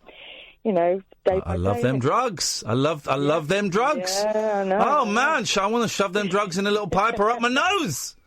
Yeah. That's wicked, Helen. You should feel very proud of yourself. And it feels good. It's just nice, because there's lots of stuff that gets you down. I told you, you know, before about cuts and homeless and you know, I'm giving, you know, we're giving food bank vouchers out the whole time, and. It seems relentless, and then all of a sudden a little beacon of light comes in, and you think, yeah, this is why I do it. This is why I do it. Well, I do it every day because I love it, but there are the nice days as well, the really nice days when you think, yeah, we've got this guy through. Brilliant. And Anyway, good luck, guys, and happy Christmas, and et cetera, et cetera. Oh, it was going so well. No. Well, I had to do that. No, you didn't. Greetings, then. No. You say. How does the song go? We wish you a. Oh gosh, what should I say? Happy Christmas. Let's just leave it. Merry Christmas and a Happy New Year. Let's just leave it there, Helen. I'll just say greetings, I think all that. Let's just leave it there, Helen. I think you've ruined what was otherwise a very, very nice phone call. Thanks very much. I'm on the bad step. Take care. Bye-bye. Bye-bye. It's the naughty step. I mean, she can't get it right today, can she? Is she English? Is she one of those Russian spies? Is she a Russian bot? Name's Helen, 6942390177776. Ski. Andy, stay there, coming to you after this. The Late Night Alternative with Iain Lee. On air and off the leash. On Talk Radio. Yeah, 0344 499 1000. Let's go to Andy. Good evening, Andy. Hello, male calf. Hello, female calf. Yay! That's what we were after, right? Yes. All calf all the time. Exactly. I tell you what, mate. 100% you bum Kath so much, mate. You talk to Kath. I'm going to sit out in another room to take my phone with me. Wow. You have a great chat with your mate Kath. You've changed. Go on. You've changed. Goodbye. Where's nice Iain? Bye. Bye. Don't need him anyway. Right. Idiots. Right. Andy. How are you, sweetheart? He's gone. I'm fine. It's me that got all the praise in the press today, not you. Me. I know. He's not been telling them what my name is. Bye, Iain. Miss you. Bye, calf. Male calf. Bye, male calf. Bye. He's gone. He's gone. Hello, love. How are you? I'm all right, thanks. How are you keeping? I'm good. I'm very good, thank you. Hey, listen, I'm just wanting to add my voice to the hundreds that have just said well done for what you guys did last night. I missed last night's show, so I listened back to the phone call after I heard something had happened, and wow, that's... And you know, that's the reason I love this show. And I love what you and Iain do, because you save lives. Well, I'll be honest, I don't really know what to do with that. Well, you know, we'll just leave it hanging, just like a Christmas ornament. We don't have to do anything with it, but you know I say it because I mean it. Here's the deal. We didn't know that was going to happen. No. It was totally not what we expected. But once it landed here, we did what anyone would do, and I'm just so glad that you thought to ring us. Yeah, and you know the thing is, that's what I say to people whenever it comes to mental health. Speak to somebody, whoever it is, whyever it is. Just speak to somebody. Don't suffer in silence, because nobody needs to. Yeah. See, I think that's the thing. If anyone did a brave thing last night, it was him. It was him ringing. He didn't realise he was reaching out. The things he was saying suggested that he'd made his mind up, but he hadn't. He obviously hadn't. And so I'm just so grateful to him for speaking up. And God, I've never been so relieved to hear a police officer on the end of the phone. Oh, I was in tears. I was in absolute tears, and then it was just, yeah, it was. I mean, not that I was drunk, but it was a sobering thought, as they say. Yeah. You know, about people stepping over and being able to hear voices in the background, and people assuming that somebody else would help. Yeah. I don't know how visible he was or anything, but, you know, I've been thinking about Chris ever since, and, you know, Ian said it before, I'm not... He's going to be on my mind for a long, long time. Yeah, poor lad. Fancy feeling like that. Exactly. But we touch people's lives in ways we don't even realise. Yeah, thank goodness he found him. And, you know, and the Samaritans are wonderful, and we keep saying it, and we're going to keep plugging them. But, you know, it's a really tough time of year, and we've been speaking to a lot of police officers recently, obviously, about, you know, their experience. It happens to us once, and it's an intense one. Fancy doing that for your job, I mean. And they said that, you know, this time of year it happens really, really frequently. Do you know, one of the things as well with work is, I found this through experience, it's so important to be able to cut off from what you do at some point during the day. And I don't know how police and paramedics and firemen and so on and so forth do that. No. I don't know how they have that disassociation at any point with what they've seen during the course of their duties. But I suppose they have, I don't know, if anyone's listening and can tell us exactly how it happens, I'd be really interested to find out. All I'm hearing from people who work in this field is that we make sure we talk about it. And my boss rang me up this morning and said, look, there are mechanisms within the company that mean we can get you someone to talk to if you feel you want to. So, you know, you've got to sort of be mindful of that as well, I guess, because you can't help someone else, can you, if you go under? No, exactly. And I've learned that through experience, and it's hugely important to remember that. Yeah. You know, I had a job interview yesterday. I can't remember what it was for and stuff. But right at the end, they sprung me a surprise question, which was, what do you consider to be your greatest achievement? Oh, blimey. I hate those questions. Exactly. I hate those questions. I thought about it for just a moment, and I went, being alive? Yeah. You know, after everything that everyone goes through, you know, we're all still here, aren't we? Mm. So, you know, it was a total curveball, but all you can do sometimes is just be honest. Yeah. And how do you think that went down? Yeah, I could tell they were surprised. I don't think they'd heard that before. But, you know, at the end of the day, I can only ever be me, and that's what the experience of life has taught me. Yeah, that's good. That kind of Chris goes back to what... Chris. Yeah, you know? Yeah. Yeah, I just hope that... another one of my friends, who I've known since I was 4, is a mental health nurse. I haven't spoken to her for ages. And she got in touch, and she said she's one of the people that goes into hospitals and she makes assessments on wards. And I can only hope that there is one of those people on that ward, so that this isn't just a matter of patching him up and sending him on his way, because he needs some long-term help there, I think. It's... and much love to him and to you and to the male calf. You know, whenever he gets back from wherever he's gone. He's having a suck. Let me go and get him. Hang on. Come in. Come on. No, mate, I'm not. You talk to your boyfriend. Come in. He's going. Have a great time with Come on, say goodbye. Have a great time with Alan, whatever his name is. Sounds like a really fun guy. Come on. Don't be like that. Bye. Don't be like that. No, I don't want to talk to him. He said... I heard what he said. When he's gone, I'll come in. Really? What if he says Happy Christmas?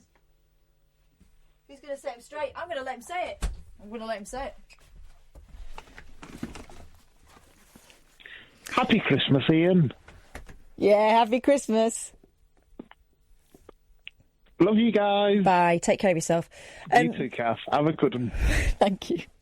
Bye. Bye. By the way, if you're listening, and, you know, we are going to be... I think this is going to be kind of a main topic of conversation, but you don't have to talk about that. You can talk about whatever you want. Give us a call, 0344 499 1000. But if you are listening and still thinking about what happened last night and it's hit home with you, the Samaritans are brilliant, and we'll continue to give that number out. Their number is 116 zabba-doobie-dub, dip. 123 116 123. Zabba-doobie-dub, doobie-dub-dub, dip. It's a good song. Has he gone? He has. He really misses you. Human being. Good evening, Jenny. Hello. Hello, Jenny. You're live on Talk Radio, home of dreams. How How are you doing? It's none of your business. Poor Jenny. Okay. It's okay. What you got for us, Jenny? Well, I don't know. I was just sitting there. I was flying in from my holiday from Croatia, and I was just sitting there, and I was thinking, sort of, kind of, what's it all about? Like the fights and the arguing amongst the politicians, just how childish it is, and just things like that. And I'm thinking, everyone just like is so obsessed with like their Facebook, Instagram, Twitter, Snapchat, TikTok, and it's Brexit this and it's fights this, and it's like the whole point of everything is just kind of getting so overlooked by our own personal agendas and what you know, feminism and snowflakes and all this, just everyone's just getting taken so far. It's just like, I kind of wonder who would actually be on of my opinion and share my opinion. Yes. That of going back to basics and just having a more simplified, not like one of your lovely people who are living out in the woods, but just kind of a more... Get rid of social media. Just take a step back, Yes. really. Just kind of calm things down. Like, stop fighting and arguing and be on the same side. We live in the same country. We live in the same planet. We live on the same... We're on the same side here. We should all be together on this. You know, we should be caring about... Sounds like you had a really chilled holiday. You've come back with all this love and peace. I love it. I agree with you. Like, it's kind of thing, go back to basics. Bring back the days where we used the cane. A landline to speak to our... No. when you wrote letters to people, you know, and, when we could be a bit more self-sufficient and actually eat healthy and you know, all just cut out the crap. Where is this? I agree with a lot of this, not all of it, but a lot of it. Where has this come from, Jenny? What's prompted this thought? You mentioned you've been on a holiday in Croatia. Was that the seed? Not well. Yeah, no Wi-Fi for a long time. I've got Wi-Fi. Brewing for a long time. Like, I watched Prime Minister's Question Time, and they're just like children in playgrounds. Oh, they're embarrassing. It's just like, these the people that are like in charge of our, you know, great-great-grandchildren. We tell our imagine if there was a classroom that behaved like PMQs, right? Everyone would be in detention and suspended. We wouldn't allow it. If you're at work and you had a meeting and no, he's no. Yeah, you wouldn't. You get the sack. It's so childish. It's embarrassing. You're thinking, Jesus.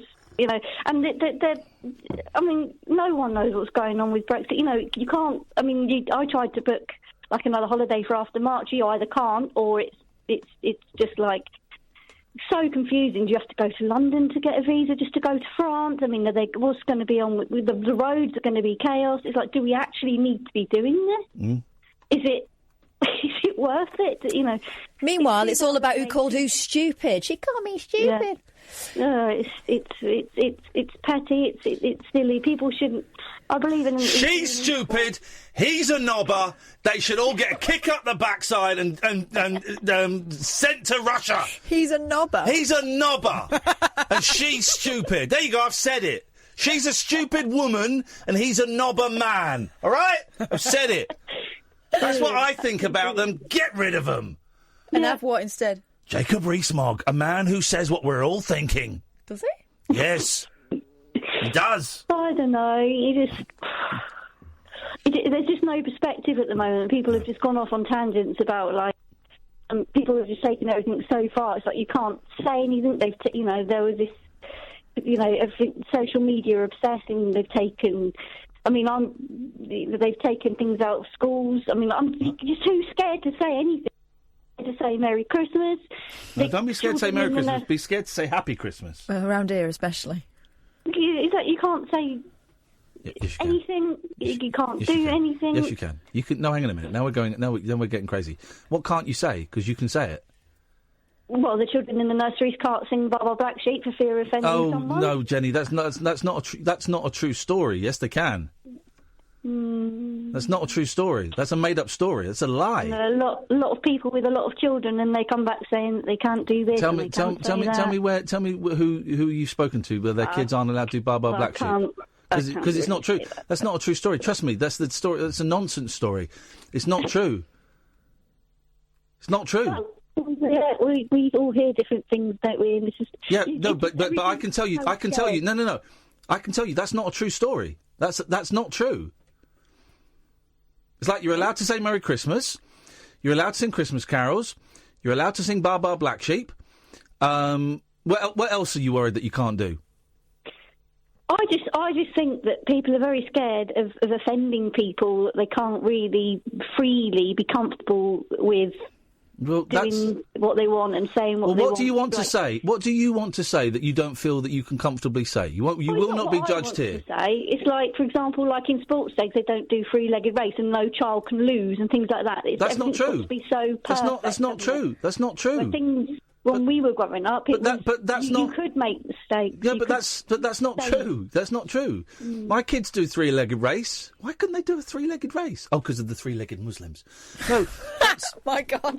No, that's not true. My kids do a three-legged race. They have winners and losers. Yeah. Good. Yeah, but this is the thing. Do you think that it's all right-wing propaganda then, that this is all being sewn in, that we... Yeah. I think there's been a lot of stirring. Yeah, most of it is lies. Very interesting, because when you hear things, it's very genuine of people's experiences. You know, I'm not making this up. This is what you hear. No, you don't. No. What you do, what happens is, there'll be something said in a school somewhere, in one school. Something will be said. Like they can't do a nativity play this year. No. I've heard. This is what you've heard, right? Something will be said to a class of kids. Those class of kids will then go and say it to their parents.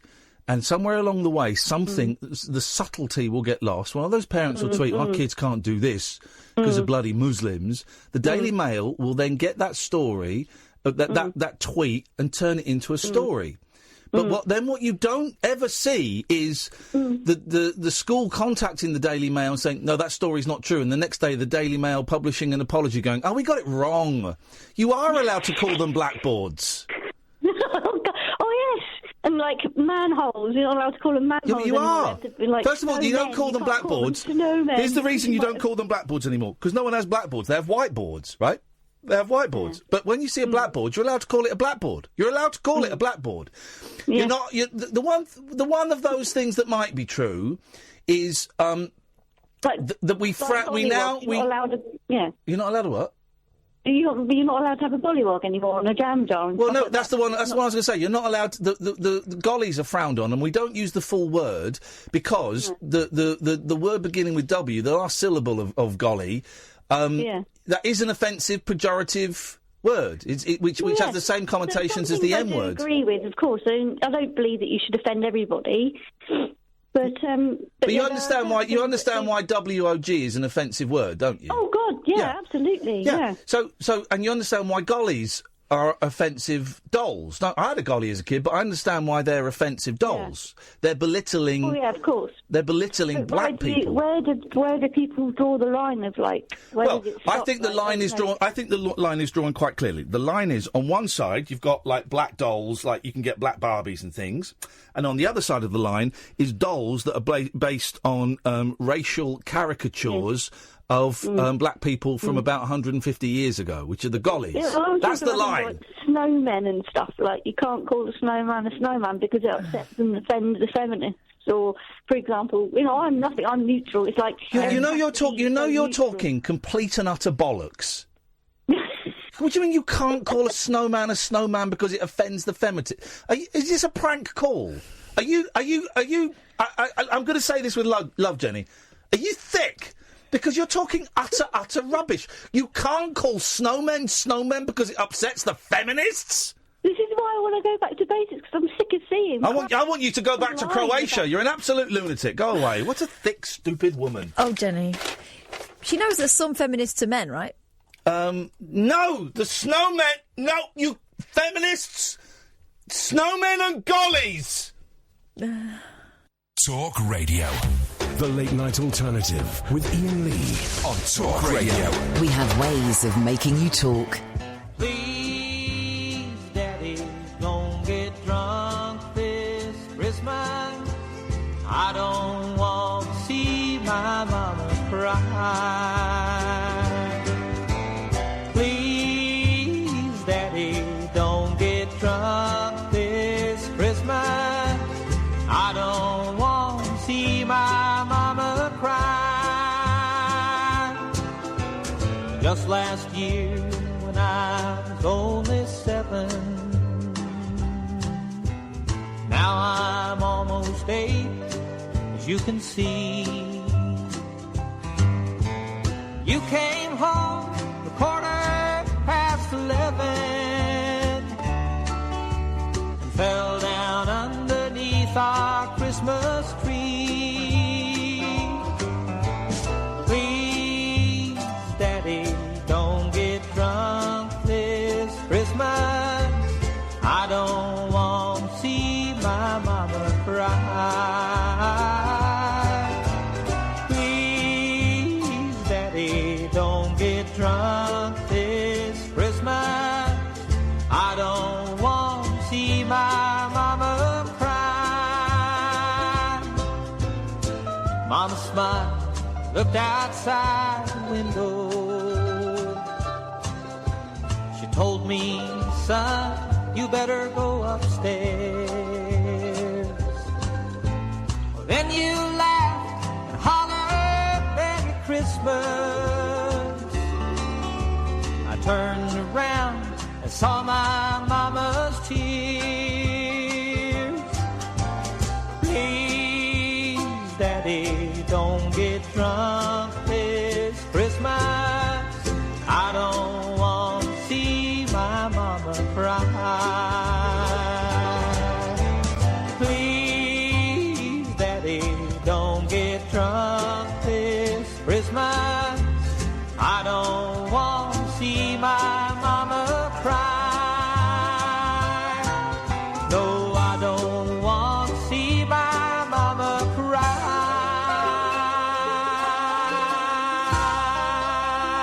Beautiful.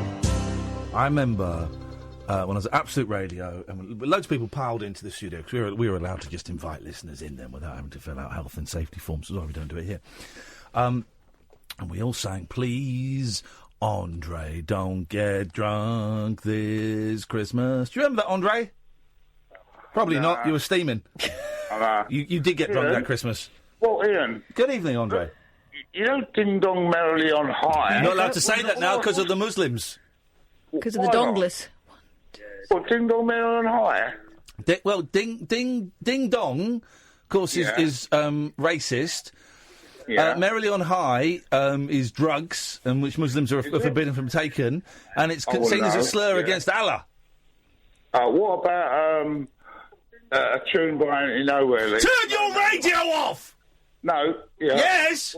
What radio? Snowman to Make You Happy. What does that mean? No. That's words out of the Ain't Nowhere League song. How can a snowman make you happy? Is that a nice fag you got going there? Juicy. All right. Also, yes. Don't believe in everything you see or hear. News of the world, news of the world. Who sung that? I've got no Jam idea. in it. Jam. Well done, Kath. Nice one. That's what I like to hear. Good Jam fan there. Good Jam fan there. What happened to News of the World? It got closed down, mate. Yeah, well, that's right, weren't they? Yes. Jam were right. The Jam predicted the demise of the News of the World 40 Don't years believe everything you see or hear. Yes. Right. Any more news you need? Well, from you. Any more news you need? It might be covered. All right, rock, paper, scissors. 1, 2, 3, go. What you got? Don't try. No, that's my line. What you got? Okay. Right. Stick of dynamite. Okay. I'm going to shove it up your jacksie and push down on your plunger. Oh. Yeah, well, I'll cut the blooming wick off. Right, now, here we go. What, with what? 1, 2, 3. What you got? Sphincter. What you got? What you got? Come on. I've got a cob on. Horrible image. Yeah, I've got a pair of scissors. You got what? Right, I got rocks. I smashed you. Yeah. Well, 1, 2, 3, go. What you got? What you got? Snow. Okay. Well, I've got vanilla ice. Use better. Right. Little white rap joke there for the purists. Where does this go? Where's the point? Nowhere, as ever. We've got loads of new listeners around the world, and we've got this idiot on. Anyway, I think I'll have a beer then. Yeah. Another one. Yeah. Well, no, the first one is. Come off it. Yeah. Come off it. Oh, no, I don't drink, do I? I haven't drunk for 15 years. Please, laundry. Don't get drunk this Christmas. Right, well, I'll do a deal with you. Go on then. Ian, yeah? Yeah, go on. Let's do a deal. I don't negotiate with terrorists. Deal or no deal? I won't get drunk if no one there gets high, all right? If no one where?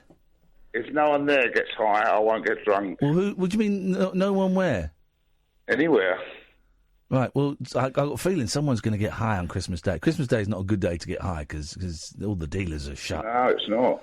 No days. No days. Why are they all at church? Yeah. Drugs are a no-go. Yeah, drugs are no-go. Booze should be a no-go. Pornography, sex, lust should be a no-go. Fast driving.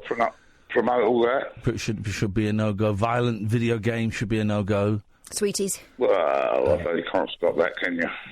What, it's violent video games? Who's going to stop that? Violent masturbation? No, video games. You can't stop video games. You can. You can turn them off at the mains. No. What, if you're over 18? There you go. Not got a clue. Video games. Not got a clue what this is going to do. Yes. Okay. Xbox. Xbox. See you later. All right, thanks very much. I think... He just says words, doesn't he?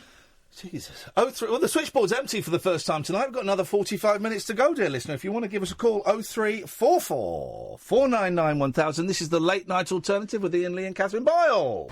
The Late Night Alternative with Iain Lee on Talk Radio. There we go. Let's go to Susan. Good evening, Susan.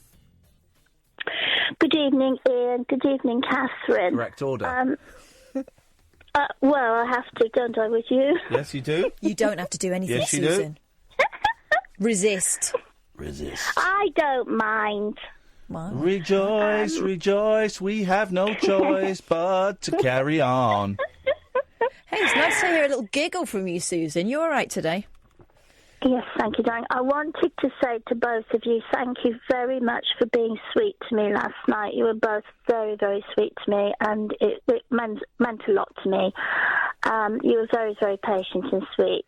And after particularly with the dilemma of the poor gentleman, Chris, and I just think you had a lot on your plates last night. But you mustn't worry about Chris now, because you did your part. You did it beautifully, as we all know. And Chris is now hopefully in the hands. I'm sure he's in very capable hands. And you mustn't worry now, because there's nothing more you can do. Will you shut your stomach up, Catherine Boyle? My stomach is answering you. It is disgusting. Thank you, Susan. Thanks, Susan. But I can't stop thinking about him. But of course, I know that makes sense. I know, darling. I know. But you behaved beautifully. You saved Chris last night, and we all love you for it. By the way, I love you both very much. I had Have you taken a pill or something? What's going on with you? No, I had problems with loving Ian. But now I love Ian, but I love Catherine even more, because Catherine, she's just a bit nicer. sweeter. Yeah, she's sweet. And look, I don't care. I don't care. Shut up. I love you. I do love you. I'll be quiet. I don't care. You can insult me as long as the day is long, and I don't care, because I'm above both of you spiritually. I'm probably going to get an OBE for my recent actions. Yeah. I look forward to it. I won't talk to you, please. I think I'm going to get sacked, and he's going to get knighted. Yep. No, because you both pulled together and you both. What? Who have you been talking to? Who have you... Unless you've got pictures, you retract that immediately. No, well, you did. You Catherine did stuff in the background while you kept Chris talking. Oh, I thought you meant tugging each other off. Sorry? Hello? His mind is in the gutter, Susan. Hello? Can you hear me? Is this working? That's wishful thinking on Ian's part, isn't it? Totes. Never mind. He's a healthy male, and he's with a very healthy young male. lady. Very healthy male. You're working with a very attractive young lady. Recognise. No. The young lady who works in the office leaves before the show starts. So, no. Oh, meow! Saucer of milk, table 3.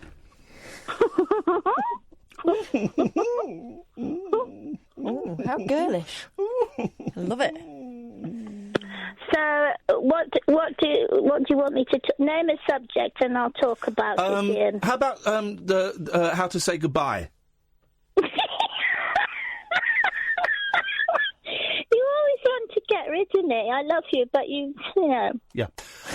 Let's go to Alan. Good evening, Alan. Good evening, Lee. How are you, mate? I'm very well, thank you, Alan. Oh. Yes? Yes, what? How come you got that and everyone else gets none of your business? Well, because this is a nice... Alan is a nice guy. Okay, you're the chosen one, Alan. And I've Enjoy forgotten it. because I'm tired. Thank you very much. What you got for us, Big Al?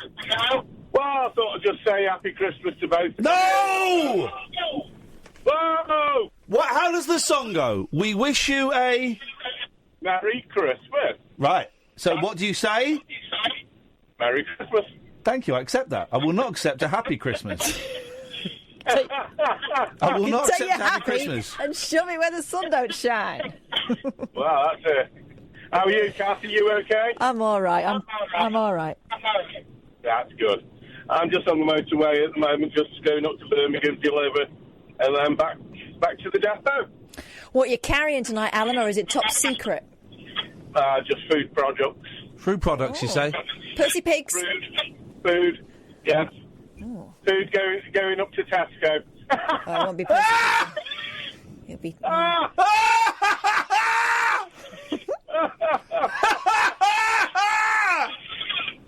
Oh, yeah. Yes, mate! That's the one. Woo! How big's your vehicle? About 40-foot trailer on the back end. Woohoo! What the heck?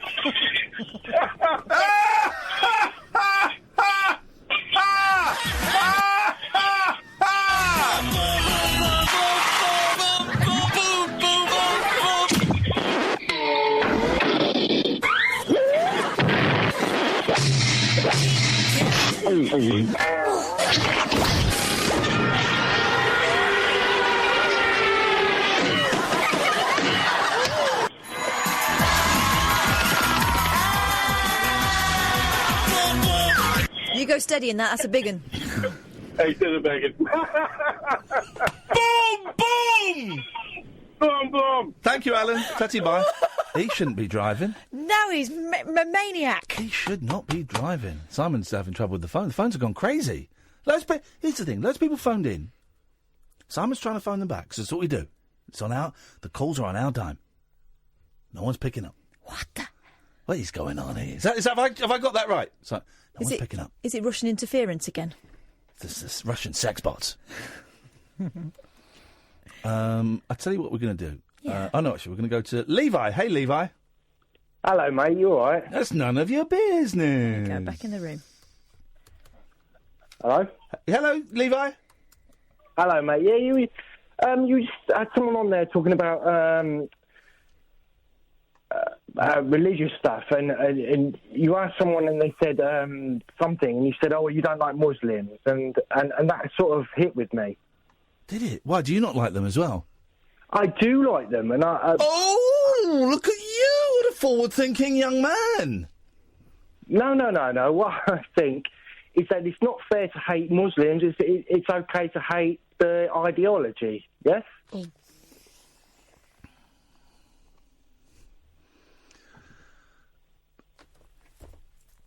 Say that again. Sorry. You're right. So I accept your apology. Muslims are normal, nice people. Well, but it's okay to hate a certain part of. I'm an atheist myself, and I can hate any religion I like because I choose to be an atheist. Tough guy. No, not a tough guy. Well, you're going around hating religions like some kind of tough guy. I hate all religion because I'm an atheist. So you hate Muslims? I don't understand religion. You hate Muslims as much as you hate Christians? No, you always go to you hate Muslims. It's not about that. It's I hate all religion. Okay, so you hate Jews? No, I don't hate anybody. But hang on. If you hate the religion, then you must hate the practitioner. No. I hate the thought process, mate. I don't hate the people. I don't think you've ever engaged in a thought process, have you? Is this a recording? No, but I can get you one if you'd rather. Right, okay. Well, listen, am I talking to myself here? What are you beefing on about? And you say you don't agree with them. You say, "Oh, you hate Muslims," and I think, well, it's not fair. Not fair to say that, is it? Oh, piss off and get a sense of humour, you idiot.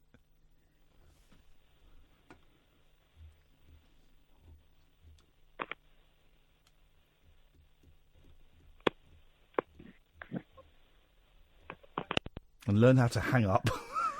Tricky concept. Hang on, he's not for a second suggesting that I hate Muslims.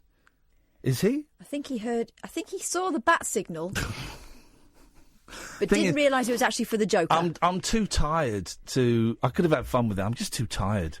Right, pick line between 1 and 5. Are there any tricks in there? Because I don't want any tricks. No tricks. 3. Say hello to Pablo. Hi, Pablo. How do? None of your business. Well, that was more of a general how do rather than how are you doing. Get to the point, boy, because I've got a load of calls lined up, and I'm that last guy, Levi, a biblical name, by the way, Levi. That guy's got me riled up, and people have got to get to the point, or they're going to get cut off quickly. So, Carol, Sally, Philip, and Star, when you come on, you better get straight in there. Any chaff, you're out. Start doing your mental lunges now. Go. Well, I assume with Levi it must be some sort of genetic disorder.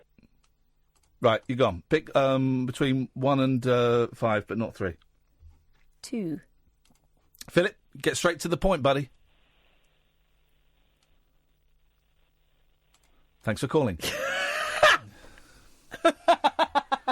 You got 1, 4, or 5. There's also a bonus. There's also a bonus 6. Is there? There's a bonus 6. I know you want me to go for the bonus. I know. I 6. don't. I got 1, 4, 5. I'm going to go 5. Okay. Get straight to the point, Sally. Hello, the lovely pair of you. I was just going to say, well done for last night, and I thought it was important for all the new listeners that are listening now because of last night, that if that man had phoned another radio station, he would not have got to air. And that's one of the great things about your radio show is that everyone is welcome. So I just wanted Except you. Let's... Oh, now, come on. 1, 4, or bonus 6? I feel like you're using me because I'm picking them, and what I'm picking are We've got to your get straight victims. to the point. We've got to get straight to the point. 1. Okay. Get straight to the point, please, Star. Hey, guys. I just wanted to basically wish you guys Utah blessings and a merry winter solstice. What are you having for Christmas dinner? I am having beans on toast. There we go, and that sounds like a perfect Christmas dinner. Congratulations. Today I'll be having a chicken dinner. Today? Yeah, because it's our Christmas today. We celebrate Yule. We don't celebrate Christmas. So I'm having a winner. You celebrate mile what? What? You celebrate mile what? Yule. Mile what? I'm actually doing a very clever and also a very stupid joke at the same time. She's saying we celebrate Yule, and I'm celebrating you'll celebrate mile what? Yule, mile. Yeah. It's a clever... Can I do one? Unlike the Spike Milligan. Can I do one? Go on. Star. Yeah. Yule log. Possibly, yes. We'll have that for dessert. Dirty devil. Dirty, really. I just do it down the lavvy and try and break it up with the brush. Thank you very much indeed. OK, we've got 4 or we've got bonus 6? Bonus 6, come on. Evening line 6? Hi, oh, God. I hate people. I hate the super roots. I hate people. I hate the human race. I hate people. I hate the human face. I hate people. I hate... Levi, turn your radio off. You're back on. You're back on, Levi. Yes, sorry, I didn't know. I didn't understand. Listen, you told the lady earlier, she said something you disagreed with, and you said, oh, God, I hate Muslims and all that. And it's not fair to say that, mate. Have we... Hang on a second. I'm getting deja vu all over again. Yeah, no, listen, you spoke to a lady earlier, and she said something that you disagreed with. You said, oh, you probably just hate Muslims, probably. And I disagreed with that, mate. So I phoned up and say that I disagree with you as well. Well... Are you recapping a phone call we had 2 minutes ago? About 5 minutes ago, probably. We remember. We just did this phone call, you pudding. Don't call me... What are you calling me a pudding for? Because you're delicious with custard on! Oh, I'd love to be, mate, but yes, I'm not. You would. You like a bit of custard and a bit of ice cream on the top. I'm very bitter, mate. No, you got spotted dick. Oh, Dick. I wish I could use it, mate. Oh, me too! Oh, no, listen. I don't think you understand the show. Fair. What show is it? I don't even know why I'm phoning. Well, exactly. It comes across. Listen, this ain't LBC. Well, no, listen, I was listening to you, and someone phoned up, and you just agreed with Don't tell us again! You've told us 5 times already! Say that to people. Why is it not fair to say that to people? Why is it not fair to say it to people? Free speech. I'm exercising my free speech. People are allowed to hate people, mate. People are allowed to not agree with other things. Yeah, but the thing is, if people hate Muslims, then they're arseholes. Yes, but it's not all Muslims that people hate. It's everybody, isn't it? Well, if people hate everybody, then that's fine, right? I can dig that. But why do you automatically go for Muslims? If people phone up with you and then disagree with you, why do you automatically think that they hate Muslims? Why do you think that? If you shut up and if you promise to engage your brain, I'll tell you why. I promise, mate. You swear? Don't swear. Yes. Swear on your mum's life? Swear on the Bible? No. Right. Here's the thing. You said if people automatically disagree with you, if people disagree with you, if people phone up and disagree with you, why do you automatically assume they hate Muslims? No. That's what you said. No. Levi, don't tell me again. Shut up. You're an idiot. You've told me that 4 times. You've told me that 4 times in this conversation. I was very specific. I listened and I repeated. But why is your default you hate Muslims? If you shut up and engage your brain like you swore you would, I will tell you. That's kind of rude, mate, because she phoned up and disagreed with you. You've told me. You must hate Muslims. You've told me that 6 times. It's going. No, it's not. Shut up. No. Anyone who disagrees with you is far right, yeah? Is that what you're saying? Well, no. Can we pin this down to one question that I will answer unless but you've got to shut up and stop being an idiot. Am I talking? Yeah, all the flipping time, and you keep repeating the same story. Your initial... Shut up! Shut your face! Otherwise I'm going to come and strap you to a chair and urinate on you! Good luck with that. You love it. You love a bit of that stuff. Right, your question was, if someone phones up and disagrees with you... No, that wasn't my question. A-Lade phoned up Thanks very much. I listened to it. Levi. It's the first time I listened to your show. Oh, jeez. Because you're thick. The show's too clever for you, thick, mate. Am I? Yes, you are. You're thick. You're stupid and rude. Thick, stupid and rude. Lady, you're stupid to tell people that if they disagree with you, they must be this person, or you're going to judge them to be that person. That's thick, No, you're thick. You're thick because you've asked me a question and I keep trying to answer it, and then you don't wait for the answer. I'm waiting. Go on. Right, shut up then, you idiot. Right? Okay. Your statement to me was, and it's almost word for word because I listen and pay attention because I'm not thick like Levi. You said, if someone phones up and disagrees with you, why do you automatically assume they... No, I was referencing an actual lady that phoned up and you did I'm quoting you. Levi, I'm quoting you. These are the words you said to me. I'm just doing it to remind myself. Okay. And actually to remind you, because you've forgotten. You said... No, is anyone who disagrees with the mainstream media now hates Muslims, and that's out of order. I find that out of order. I can have a personal... And I can say that I disagree with a religion without being right-wing. Levi. And for you to turn out... This guy's so thick. You're so stupid. Please can I answer the question that you've asked me? Really? That's very rude, mate. It's not. Rude. The thing is, if it were untrue, it would be rude. But it's true. You're thick, right? Can I answer Can I answer the question that you've asked? Can I repeat the question that you asked because you've forgotten it?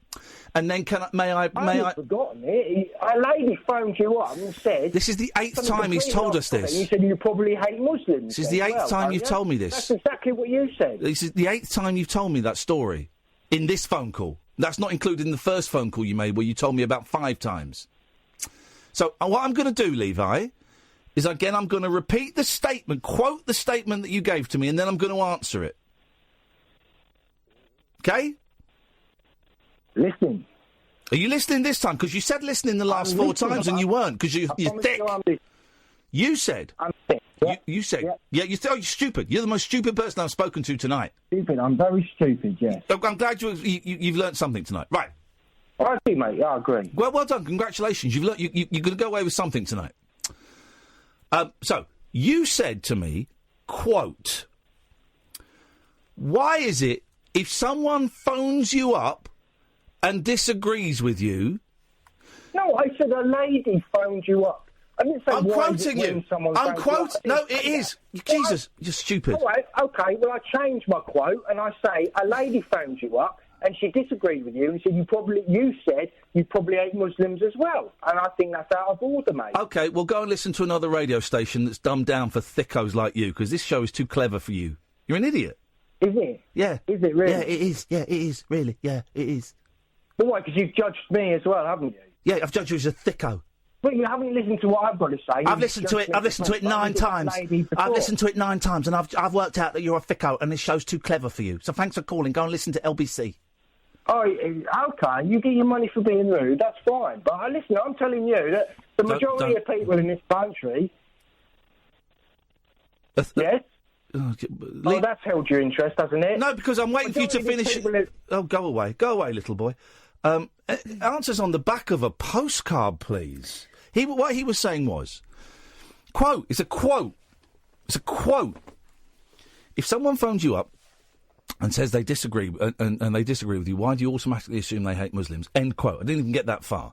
Well, I don't need to explain it to you, dear listener. You get it. But I'm doing it as a satire of all of those right-wing shows where people will come on and say, well, we can't, because of political correctness, can't say what we want to say. Now, whenever someone says, from my experience, we're not allowed to say anything these days, what they want to say, what they want to do is slag off Islam. That's what generally what they want to do. And so I'm saying that as a satire. Of course people can disagree with me and not hate Muslims. I know that. I'm not stupid. I'm also like to think this show is... OK, we are in the mainstream media. We're a radio station owned by Rupert Murdoch, right? You don't get much more mainstream media than that. But within that big mainstream media bubble, I would like to think we're at least kind of nudging the edges of it in this show, right? But that guy was an idiot. That was one of the thickest people I've ever spoken to. Good evening, Margaret. Oh, hello. Is that Iain? Yes, Margaret. You chewing a nice cough sweet? Sorry, I can't hear. Sorry? Oh. Turn your radio off, Margaret! Oh, is that it? Is that what I have to do? All right. Yes, okay. it is. Oh, dear. What have I done? Is that it? Oh, dear. You've turned it up, love. Okay. Okay? Yep. Can you hear me now? Yes. Okay. Right. Just briefly. I'm new to this. I've listened to you... Well, last night we got... horrendous call, which you handled. Now, can you stop? Can you stop rubbing your phone on whatever it is you're rubbing it? Okay, everything all right now? Yep, perfect, beautiful. Okay, good. 2 things I need to say. One is I know why people phone you up rather than the Samaritans first. I've had to phone the Samaritans up a couple of times, and it's really, really hard because when you phone you up, you've been listening to you, so you feel like I feel I know you. Yep. And so I feel already easy with your company. But when you phone up the Samaritans, I'm not knocking them, they're great, but it's harder because you're talking to somebody you have no idea what their personality is at all. So that is number one. Yeah. The other thing is that I've got a friend who's a lonely man, and he's never. I don't know what days you're on and what time you're on. So Well, can you tell me? I'm going to tell you now. Catherine and I are on Monday to Friday, 10 o'clock at night. Let me write this down because I'm a very old lady. I'm 79, so That's not old. You're a spring Monday, chicken. I'm recent. My divorce just came through today, Margaret. What are you up to for the next 5 years? How many years am I still dance, darling? Ooh, well, do you want to dance on this? Oh, stop. I love it. Anyway. You love it. I love it, Margaret. Let's love it together. Yeah, let's love it together. Yeah. Yeah, Okay, let's dance. So you're there Monday to Friday. So Monday, Tuesday, Wednesday, Thursday, Friday. Okay. 10 o'clock at night. Yeah. Until 1 o'clock in the morning. Okay. We're not in next. Tell my friend that. Tell him that we're not in next. He listens to your programme. Yes. Because he doesn't want to go to the Samaritans because he doesn't feel he knows them. No. If he listens to your programme, he may feel that he'd like to share something with you. Okay? He'd be very welcome to. Just to flag up, we're not in next week because it's Christmas, but we're back from New Year's Eve onwards. Okay, that's great. All right, Thanks a lot, Margaret. Dan. And All right. thank you, Margaret. And I'll put something. I'll slip something in your stocking over Christmas. Will you? Honestly. Okay. Bye, Margaret. Yeah. I think I'm in there. I think that you're borderline. I think I'm in there. I mean, you're a pensioner botherer. Yeah. After yeah. Okay. I'm learning because I nearly made a very vulgar joke there. Nearly made a very vulgar joke. Yeah, I'm sure I'll get it once we come off air. I mean, the joke. It's about lube and stuff. Oh, please. Yeah? No. Okay. Unmissable late night radio with the original king of unconventional conversation. Make contact with Ian Lee. The Late Night Alternative with Ian Lee on Talk Radio. 03. Who's Dave Attell? I know the name Dave Attell. Dave Attell. He's a comedian, I think. Cecil is retweeting me and liking me. Madison Beatty. Sophie Rose. A lot of women in the brassieres. I want to bring back the word brassiere. Okay. I like brassiere. Don't know how to spell it. BRASSERIE.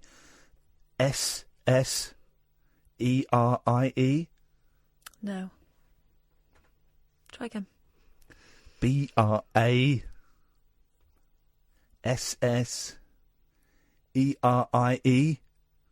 No.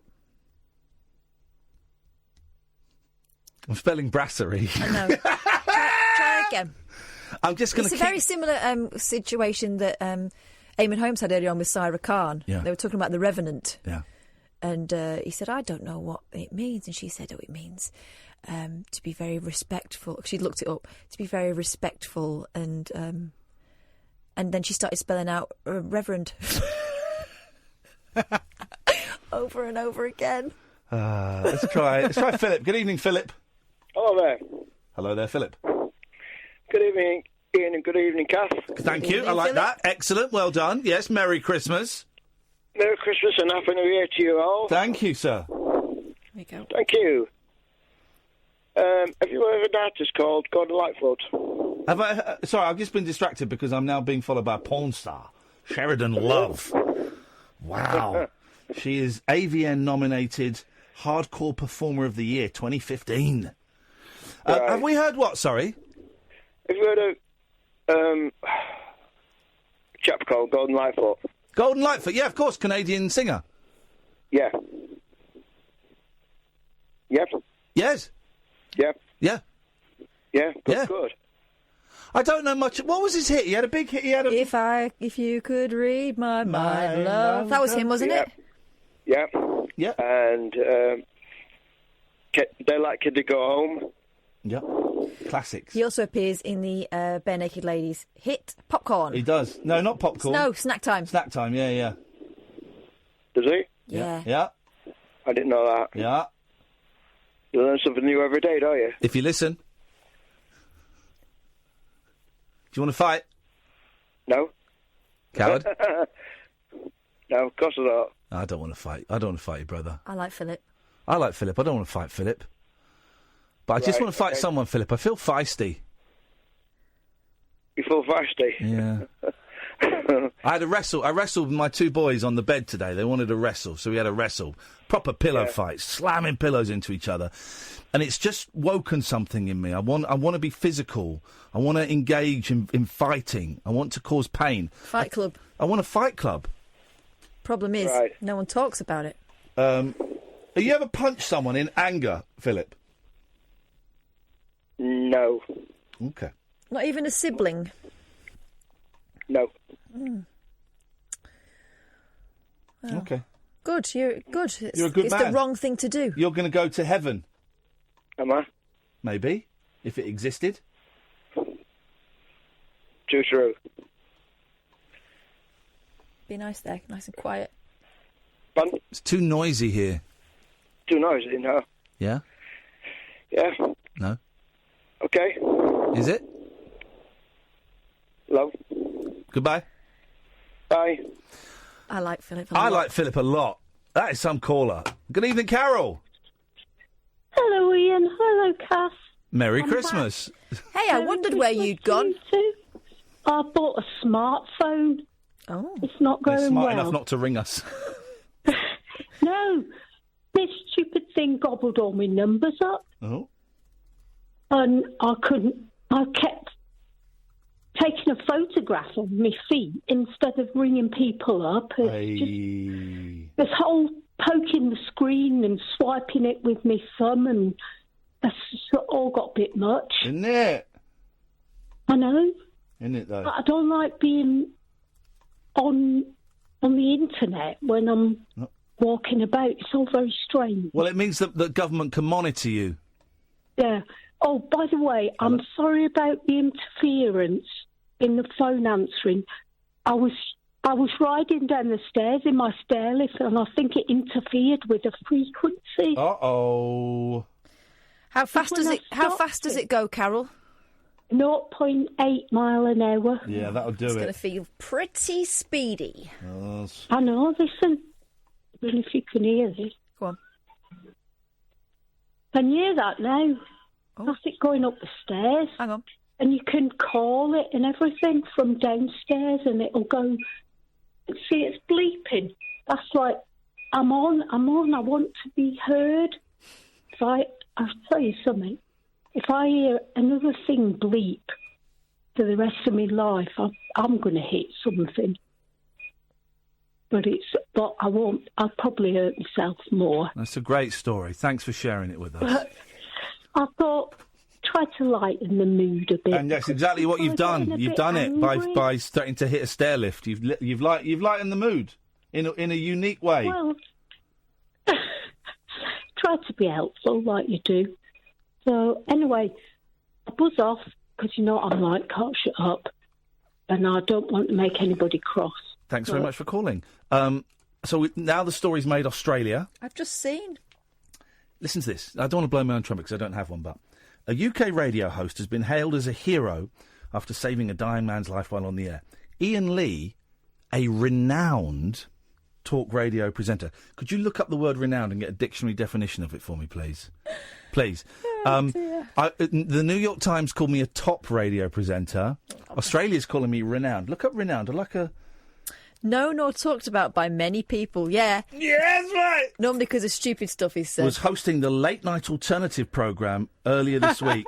Synonyms. When Famous. he took a call from Celebrated. a listener identified only as Famed, Chris. Eminent. Distinguished. Distinguished, yeah. I like distinguished and eminent, I think. Acclaimed. Illustrious. Preeminent. Prominent. Great. Esteemed. Well thought of note, of consequence, of repute, of high standing. Just seeing if you've made it to Australia. No, they've not put you in the story, so I'm more important than you. Okay, that's fine. Okay, let's just double check. No, doesn't even reference you with his female pal. Sorry about that, buddy. But those Aussies know. Those Aussies know a good story when they see one, eh? And they know it. Gosh. Here we go. Australian blogger Brett de Brits says Australian talk radio desperately needs some more like Iain Lee and fewer shouty idiots, because we don't shout on this show. If only he knew. If only If only Let's they just cast do. our minds back 10 minutes. Ah, yes. Oh, dear. Yes. They swear on Australian radio. I don't. No, they don't. Yeah, they do. No, they don't. Oh, yeah, they bloody do. No, they don't, mate. Yeah, they do. They don't. They call you a flaming galah. They don't swear on Australian radio. Would you like me to correct you? They swear on New Zealand radio. And Australian. No, they don't. Oh, really? Yeah, it's just... Yes, mate, it's just New Zealand. Like I said, if you listen, you learn. And we do not shout on this show. Andre, what do you want? Well, all I was going to say, all have a good time there at Talk Radio. Thank you. Let's go to Levi. Good evening, Levi. Hello, mate. You all right? I'm very well, Levi. Yes, we had a little step too earlier, didn't we?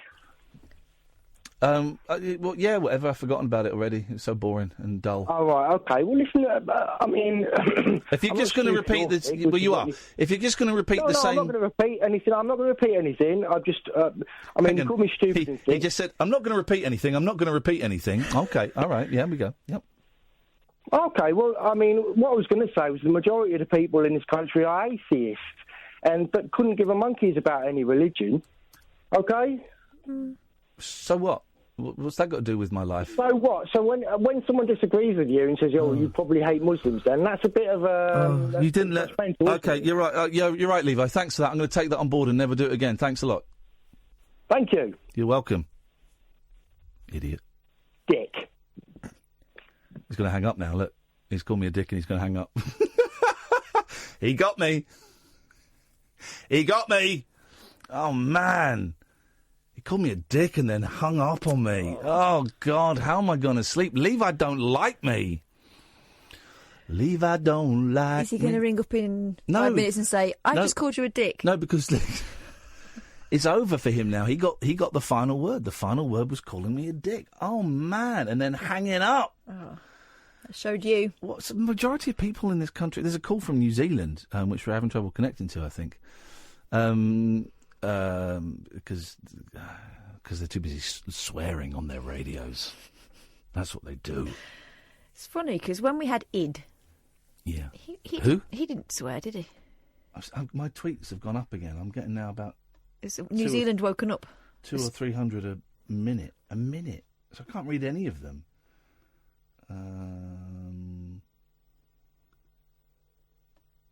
Oh, here we go, look.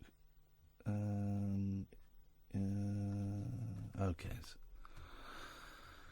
Oh, New Zealand, we can't contact you, New Zealand. We want to talk to you more than you would ever know. But we can't. We are unable to for technical reasons. I feel like I've run out of steam a little bit. A little bit of steam. If only we had a caller who could come on and just recap the last 10 minutes. Well, let's ask. Minutes. Andre, could you do that for us, please? Hey, get out the kitchen. All right, this time next year, it'll be Christmas. Thanks very much indeed. Let's go to line 2. Line 2, you're on the wireless. Hello, Ian and Kath. Hello. Well done. Merry Hello, Christmas. this is Lisa.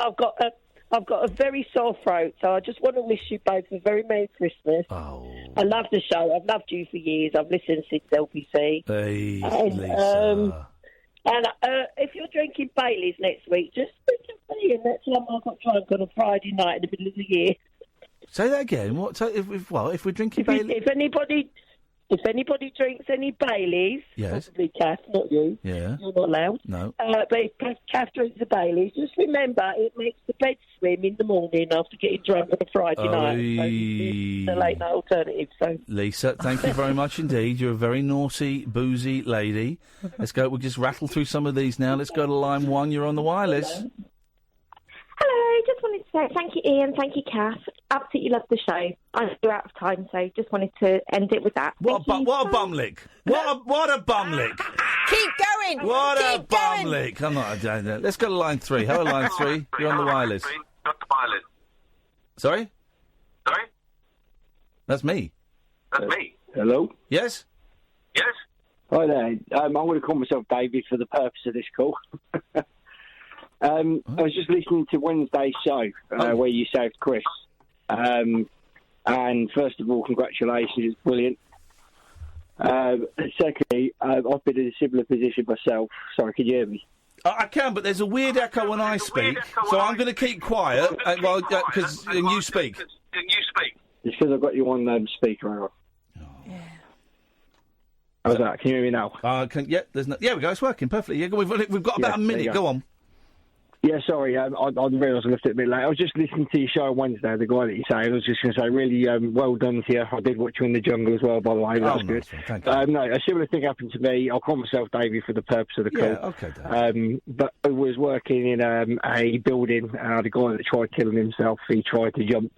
And I had to kind of grab the guy, and it was horrible. It really was horrible. I thought about it a lot afterwards. You grabbed him as he was jumping? Yeah, I pretty much grabbed him dangling cliffhanger style, and all that kind of stuff. So listening to your call, speaking to Chris, it brought a lot of that back. Did you listen? We've literally what a call to get in the last minute of the show. Did you get any help after? That's a big thing to catch someone as they are jumping. I didn't, because I didn't feel like I needed it. I mean, I just, my wife is a professional that works in the care industry. Like, that's as much as I say, but she kind of talked to me about it, and. It was on my mind a lot afterwards, and I did say I wondered how the guy was doing because we both shared the same name, and that, just little things like that. But the police turned up, my management were involved, and it was really good. Yeah. And I got a nice certificate out of it from the Humane Society. Little things. Well, as long as you got a certificate, David. Listen, we got to go, but very quickly, are you all right now? I'm fine, yeah, I'm fine. I've got, I've got a young child that I've had in the last year or so. Family's great. Beautiful. Christmas is here, everything's beautiful. But I just thought, main reason was just to say thanks very much to you for what you did. It was brilliant, David, really nice to hear. Thank you very much. Enjoy your first Christmas with the kid. It's always a very, very special one. Thank you, man. Paul. Good morning, guys. What a great show again tonight. Thank you, man. Congratulations. Thank you very much indeed. And great from the listeners as well. On the show tonight, very quickly, we've got dinosaurs' nostrils. We've got the world's oldest board game, at least 5,000 years old, found on a cave wall in Azerbaijan. I like the sound of that. Worked out by an American academic who immediately flew the next day to Azerbaijan to decide how you play the game. Yeah. And we've also got Frank Zappa. Not literally, sadly, because he's brown bread, but we're celebrating the life and work of Frank Zappa. Concerts that I could have gone to and didn't. Frank Zappa. Was one, didn't go. And was that the 80s or the 90s? It was the 90s. And John Denver. I had a girl I was going out with had tickets for a box at the Royal Albert Hall to see John Denver. Sunshine on my shoulder makes me happy. Oh, what a lovely song. Oh, man. Guys, and he's leaving on a jet plane now, of course. Well, no more. So all that and more, and the usual old tosh. And we've also got Mike Ward on TV, and a great guy called Stuart Ball who's written a lovely book, and it's simply called Proper Telly. And it's about proper telly, 70s, early 80s. That's all you need to know. It's all coming up at 1 o'clock. Thank you, Kath. Thank you, Simon. This is Talk Radio. Afternoons with Jamie East on Talk Radio. Now, we're going to start the show this afternoon. I'll tell you what's coming up in a bit. We're going to start the show this afternoon with a bit of a look back over the previous few hours of Talk Radio. I don't know. I'm sure you've read the news. It's in most of the news sites. Iain Lee's show. In fact, weirdly, I was only kind of giving a shout out to the late night alternative with Iain Lee yesterday on yesterday's show, and I hope some of you took heed and tuned in last night, because last night I had some of the most powerful radio you will ever listen to in your life. If you've read any of the news reports or been on the website talkradio.co.uk and listened again, you will have heard a man called Chris calling in the show and speaking to Iain and telling him that he had taken an overdose and was lying in the street and wanted to die. Over the next kind of, I don't know, probably about an hour, both Iain and his producer Kath worked extremely hard to keep him on the line whilst the authorities were called, and thankfully it seems as though it's had a good ending. The police arrived on the scene and spoke to Iain on the phone. Have a listen to this. Here's a few clips. Now we can hear you. Yes, ma'am. What you got for us? Just wanted to bring in, because I know you were on faxing for a time. Yes. So they might well, I don't know, but I suffer from PTSD. Yeah. And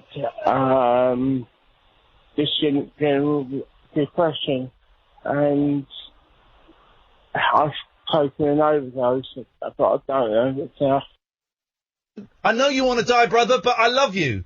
And I love you. And you may want to die, but we can talk about that tomorrow. Stress out for, Go on. Finish the sentence, man. Chris? Chris? Chris? Sorry. You right? What happened there? We lost you for a second, man. All right, listen, someone's going to come and help you in a minute, Chris. Someone is going to come and help you in a minute, and then maybe you and I could have a chat tomorrow or Friday off air, and see if there's any way of just sorting stuff out a little bit. There we go. Here we go. I'm just going to take this off you a minute, all right? Hello? Hello, it's police here. Is that the police? Yeah, the police will be there now, all right? Oh, thank you so much. Thanks a lot. Bye-bye. Take care. Bye-bye. And that was just a few clips that were played out. I mean, that played out over a long period of time on the show last night. You know, I don't want to get clickbaity or kind of try and sensationalise it, but if you do want to listen to it in its entirety, it's all there on talkradio.co.uk. Incredibly, I mean, it brought to the forefront just how powerful radio can be, and certainly the skills of Iain and Catherine were brilliant. And Catherine's on the line now. Catherine, how are you doing? Yeah, I'm all right. I haven't stopped thinking about Chris all day, obviously. How is he? Do we know how he is? No, we're trying to find out, but obviously, he's in the system now. So as far as we know, he was picked up. We had a tweet from the inspector who sent those police officers out to him saying that he'd been taken by ambulance, and so we can only hope that somehow he's in the system, and this isn't the end of it for him, and that he's being looked after now, and that going on, he doesn't get left to feel like this anymore. It's just awful. Just for listeners that aren't aware of the format of the show, you didn't know that that's what was happening before you put him to air, just to clarify that. No, absolutely not. So I'm the producer, but I sit in the studio next to Iain, and we deal with calls as they come in, really. All we have, screening-wise, is a name, and we've called them back, and that is it, really. From the start, we could hear that Chris's speech was slurred, but we've kind of developed a relationship with our listener where they know that they can call us, regardless of what their speech problems may be. I've covered for Iain a few times. There's another caller who has to take medication for his speech. What was his name? The guy. Yeah, Jerry. There's Jerry. Jerry, that's it. Yeah, he's got Parkinson's. He calls, and then we have to tell him to go and take his tablets and call us back so that we can understand him. Sometimes he has better days than others, but and we've got a great listener who has cerebral palsy and would not get on the radio anywhere else. People with MS, and there are good days and bad days, but the whole point is that we welcome everybody, and we deal with everyone, as and when they come to us. And how's Iain? All right? I mean, that's a tough thing to have to deal with for both of you. Are you two all right? Yeah, well, we're still processing it, and obviously the main thing in our minds is that Chris is all right. Yeah. And thank God the police came. It seemed to take an eternity. It was only half an hour, really, but it seemed to take forever. But we're mates, and we've got each other, and we can lean on each other, and we've been through stuff in the past, and we'll deal with it in the same way. Absolutely. But, we're keeping an eye on things because it's heavy stuff. Absolutely. But we're so proud and honoured that Chris thought to ring us. Yeah, yes, exactly. It was like E.T. finding Elliot. I'm glad he found you guys first. Catherine, thanks for speaking to us. And on air tonight, back as normal at 10 p.m. One would imagine, yeah. Yeah, as normal as it gets. As normal as it gets for you guys, absolutely. Thanks, Catherine. Take care. Go and have a listen back to that. It's some of the most incredible radio you will ever hear in your life. Talkradio.co.uk. Driving Home with Eamon Holmes on Talk Radio. As a broadcaster, sometime in your career, you would like to think you've done something which makes a difference. Last night on Talk Radio, the late night alternative programme with Iain Lee from 10 o'clock, Iain was contacted by a man called Chris whilst live on the air. And basically this man turned out to be suicidal. And Iain, who we're going to talk to shortly, has been praised for saving this man's life by keeping him talking for half an hour while the emergency services were able to track him down. As I say, speaking to Iain, after we give you a flavour, this is an extract from the programme last night. Now we can hear you. Yes, man. What you got for us? Just wanted to bring in, because I know you were on vaccine for a time. Yes. I don't know, but I suffer from PTSD. Yeah. And I've taken an overdose, but I don't know. I know you want to die, brother, but I love you, and I love you, and you may want to die, but we can talk about that tomorrow. Stress out for Go on. Finish the sentence, man. Chris? Chris?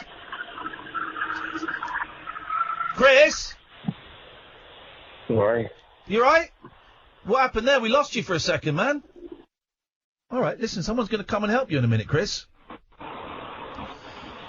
Someone is going to come and help you in a minute, and then maybe you and I could have a chat tomorrow or Friday off air, and see if there's any way of just sorting stuff out a little bit. There we go. Here we go. I'm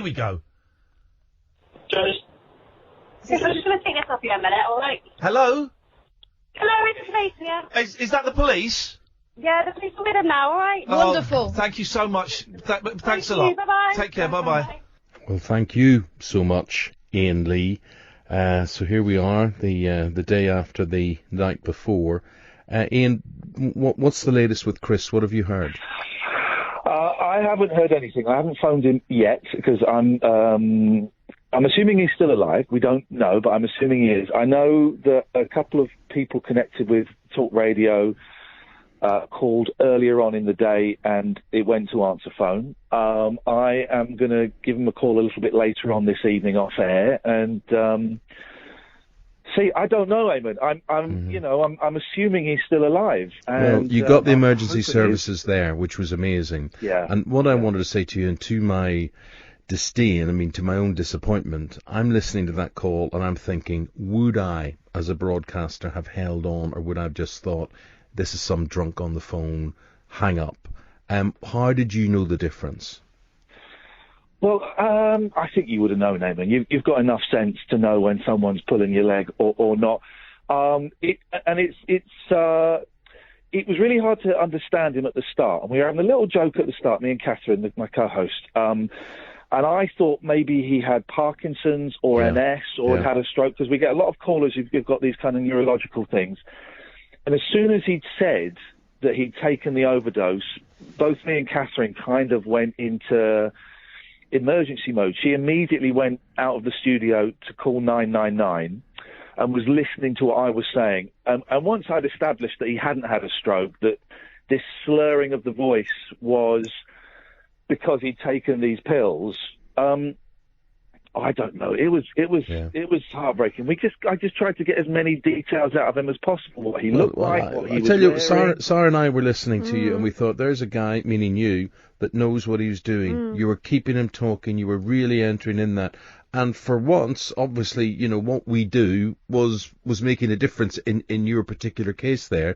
You were literally fighting for this man's life. Yeah, Iain, just listening to that, my goodness, I was so emotional. You were... you were just on it, and wow, and it just reminded me that we were talking about Christmas films yesterday.